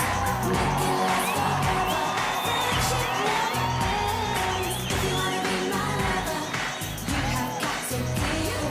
Taking is too easy, but that's the way it is. So here's the story from A to Z. You wanna get with me, you gotta listen carefully. We got M in the place who likes it in your face. You got G like MC, who likes it on a easy beam. Doesn't come for free, she's the real lady. And as for me, you'll say, some of your body's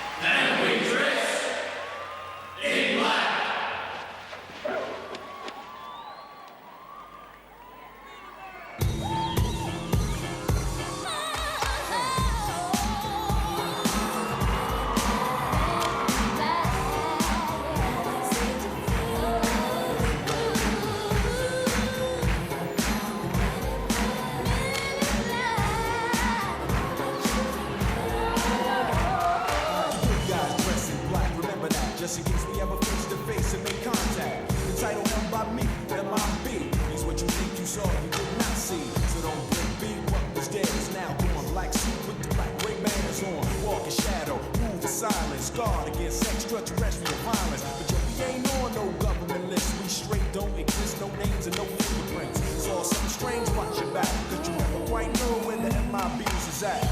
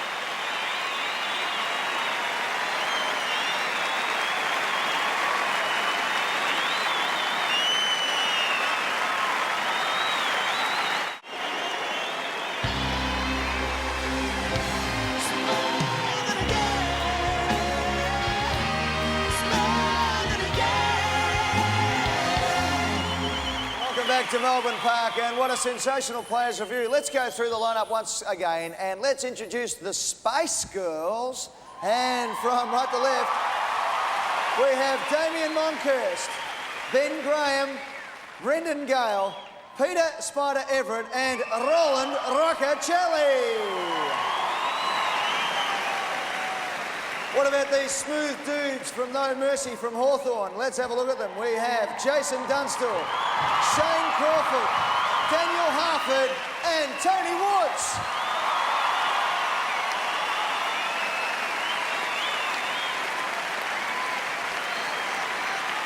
And what about our baby Tiger Cubs over here? The Hansons, Nick Gaffey, Chris Bond, and Matthew Richardson.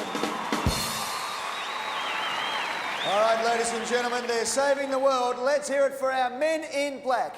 First of all, we've got Lance Whitnell, Adam White, Daniel Chick, Duncan Callaway, Matthew Hogg, Mark Graham, Matthew Francis, Michael Mansfield, Justin Madden, Mark Richardson, Darren Hume, James Hurd, Mark Porter, Stephen Phoebe, Lee Newton, Sean Smith, Richard Osborne, Lee Walker, Stephen Patterson, Mel Michael, Josh Money, and Stephen Tingay.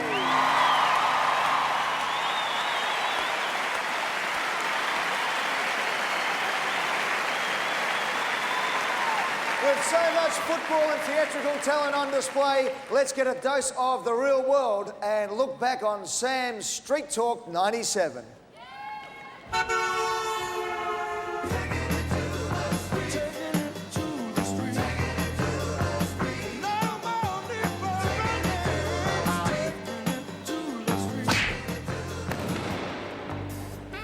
What other words did you learn at school this year besides crap?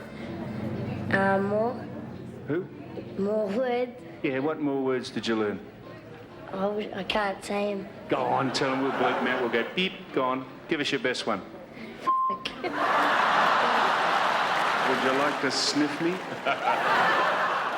Stamen. No, thank you. No, I hear other people play with your stamen. Are you sure you haven't stolen a tea cosy there?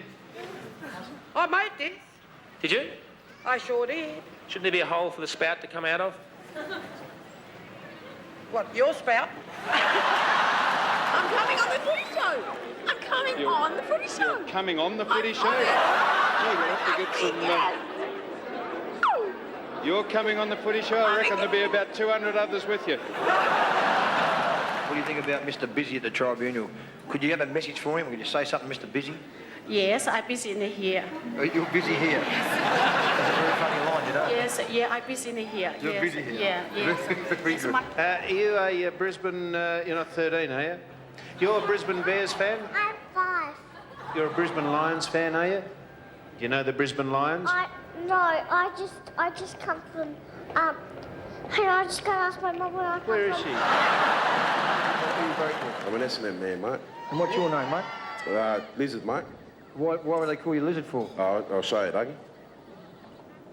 Oh, no. You must make a plenty happy with that, wouldn't you? Oh, I love it, mate. One more, just one more with that camera. Look at it roll out, feeding him all 8, 9, 12 inches of cloud. Oh, it's a monster. It is a monster of a tongue. How you going? I f*** you. Just say hello to the men. I don't like I'm And what do you like about the footy show, sir? just about everything, mate. The weather? The weather. The weather. That's what cooked me chook in the weather. I meant to say the temperature. The weather. Put this hat on here and do YMCA. I don't know if you look like someone, right? You ready? Right. YMCA. How's everything going? Work ở rào, lúc ở rào. Visit some city. Visitor. Hi, I here. Visit. Hey, hi here. Hi. Yes. How are you? How are you? Yes. You're a lovely looking woman. Thank you very Thank much, you. and so are you. Bye-bye. Same lovely looking woman. Oh, that's fair enough. Say polka dot.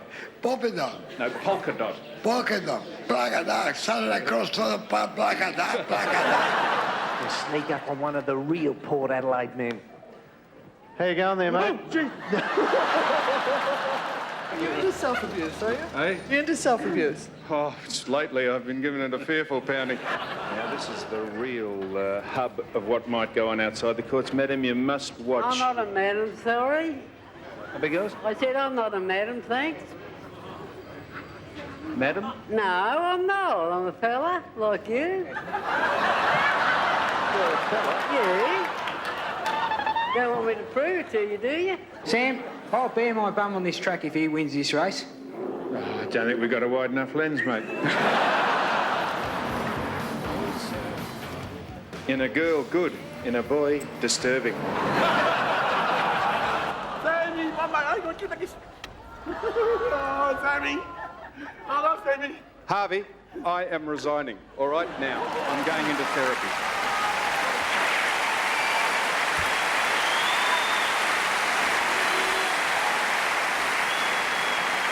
And there it was, a walk down Sam's memory lane. Trev. Sam's memory lane. I wouldn't go down there on a dark night.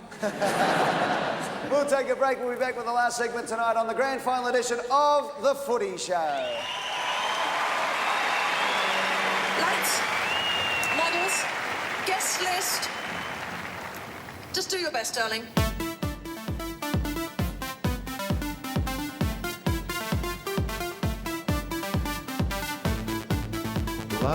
God, look, I thought we'd never start at one stage this year. Had tears running down my legs about June. It's just a group of guys getting together, following a basic game plan, and it's pretty much making it up as we go along.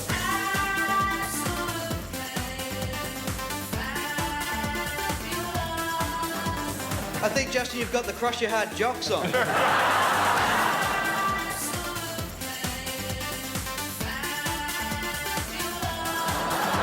Was that actually your butt, or did you have an arse double for that? Jason's face. Hey, they're going to pull my pants up now, maybe, don't mind. I've been down the neck of the whole time. You are a fabulous, wonderful individual. Absolutely special, Dern. And he just went bang. Wake up, Ron, this is exciting.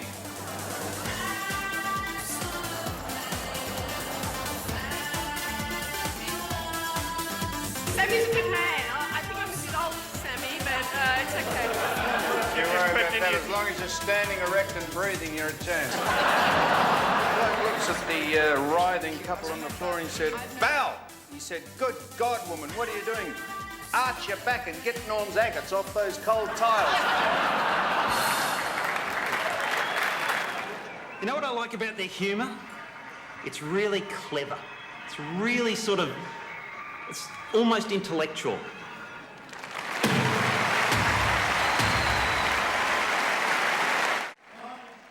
From the producers of the Footy Show cartoon comes the editor's cut of the latest drama to hit the football scene.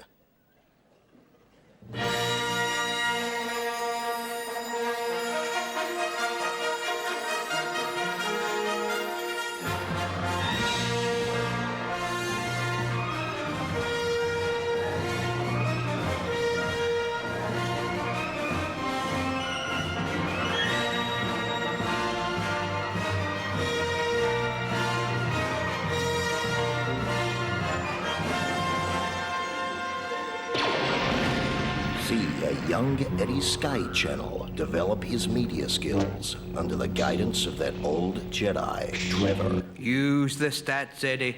Use the stats. Gee, that's a hardball get if I've ever seen one.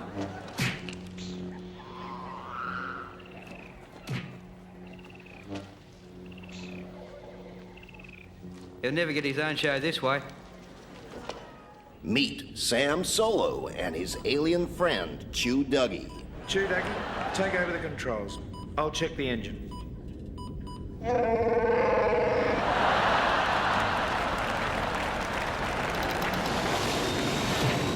You idiot. Laugh at the antics of those lovable androids, C-3B Brownless and R2 Dunstall. Hurry up, Chrome Dome. Watch as they defy unimaginable odds. We're surrounded by monstrous aliens.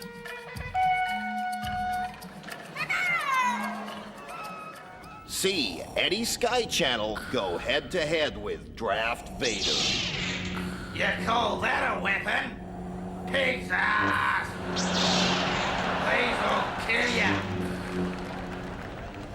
The action never stops until a final showdown. And watch out, Footy Show. It's yibbita yibbita time.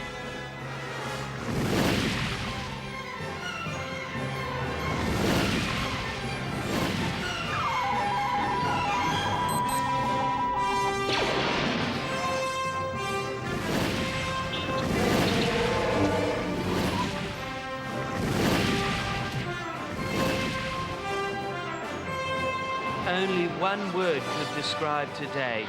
It's special.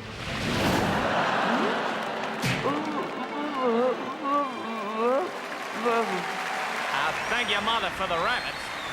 Footy Wars. You'll never know what hit you.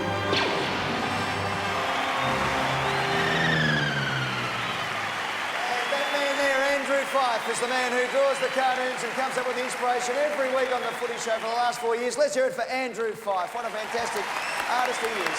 Go on, Andrew. Outdid yourself as usual, mate.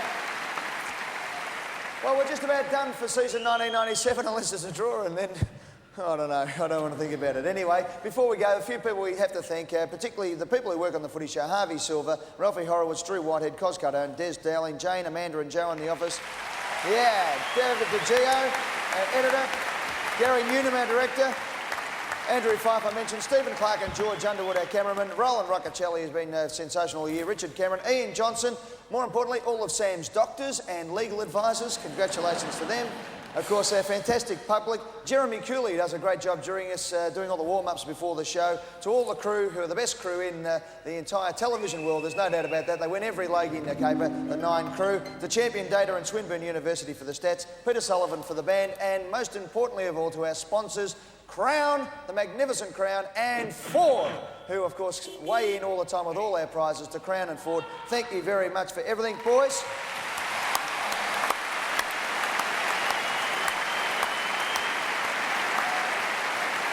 Before we get everyone's tips, good luck and good health to the field umpires on Saturday. Hayden Kennedy and Mark Nash are having their 2nd grand final, and Brian Sheen umpiring in his 6th grand final. The boundary umpires are Alan Cook, Daniel Gooch and Andrew Wheeler. The goal umpires are Rod Davies and Mark Powell. Let's hear it for the men in white. Come on.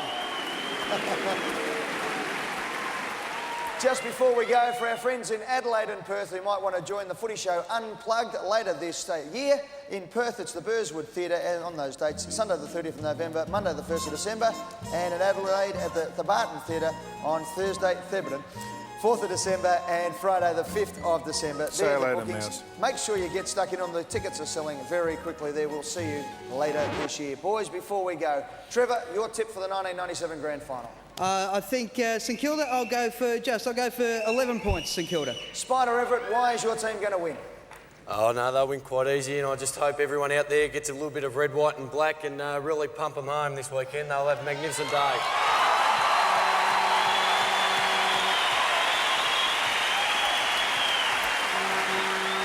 Billy Brownless. Yeah, actually, I don't think this is going to be a close one. I'm starting to swing towards the Crows. I think they might go all right. Doug Hawkins. Well, I'm a bit with Billy. I think it's going to be a very tight game, and I think the Crows can win too, but I'm with you, yeah, on that one. Yeah, it's a very tight game. I'm actually swinging as well, Ed. I think... who's playing? St Kilda. I think St Kilda by about 45 points this time. Come down a bit. What's happened in the last half hour that's made the Crows firm up as favourites? Let's go to James Hurd for a bit of sense. Well, not these two idiots. Of course the Crows can't win. St Kilda with their midfield and forward line will romp it in, Eddie. All right. Go on you, James. Yeah, as I said before, St Kilda by 27 points and the Hawthorn reserves. Premiers. Jason, I hope this isn't your last words on Channel 9, mate. No, the best of good things, St Kilda, 8 or 10 goals, Ed. Melbourne captain Gary Lyon. Yes, I think St Kilda quite comfortably. Eddie and Robert Harvey will cap off a magnificent year with the Norm Smith medal. Let's hear it for our panellists in 1997.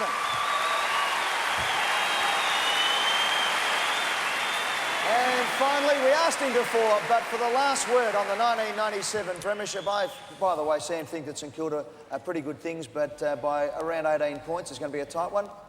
Your last word on the 97 season. Well, I wouldn't even bother giving it another few minutes. Best part of that bloke is still running down his old man's leg. Yeah. It's been a big year, Ed, and I had a similar experience to Jason. I think it can be epitomised by this. Jason got home, found his missus in bed with a midget. He said, I thought I asked you to stop cheating on me. She said, at least I'm tapering off. And that's the way... That's the way I'm treating the rest of the year. I see Mouse from Mouse Productions will be over there as well, Ed, later in the year. And it's been a very big year, and I want to thank you and everyone else, and it's been great to be on board, Ed. Good on you, Sammy. Let's hear it for Sam Newman.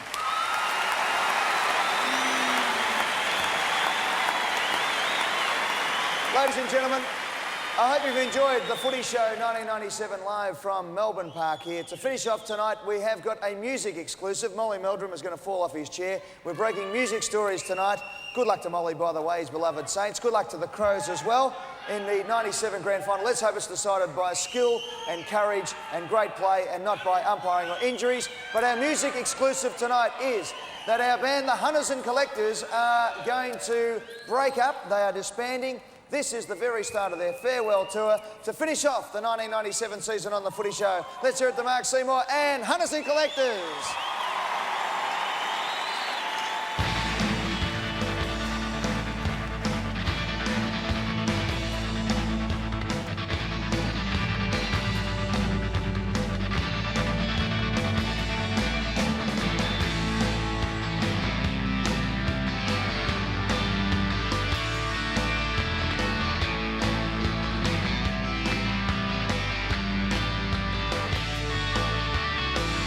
I spy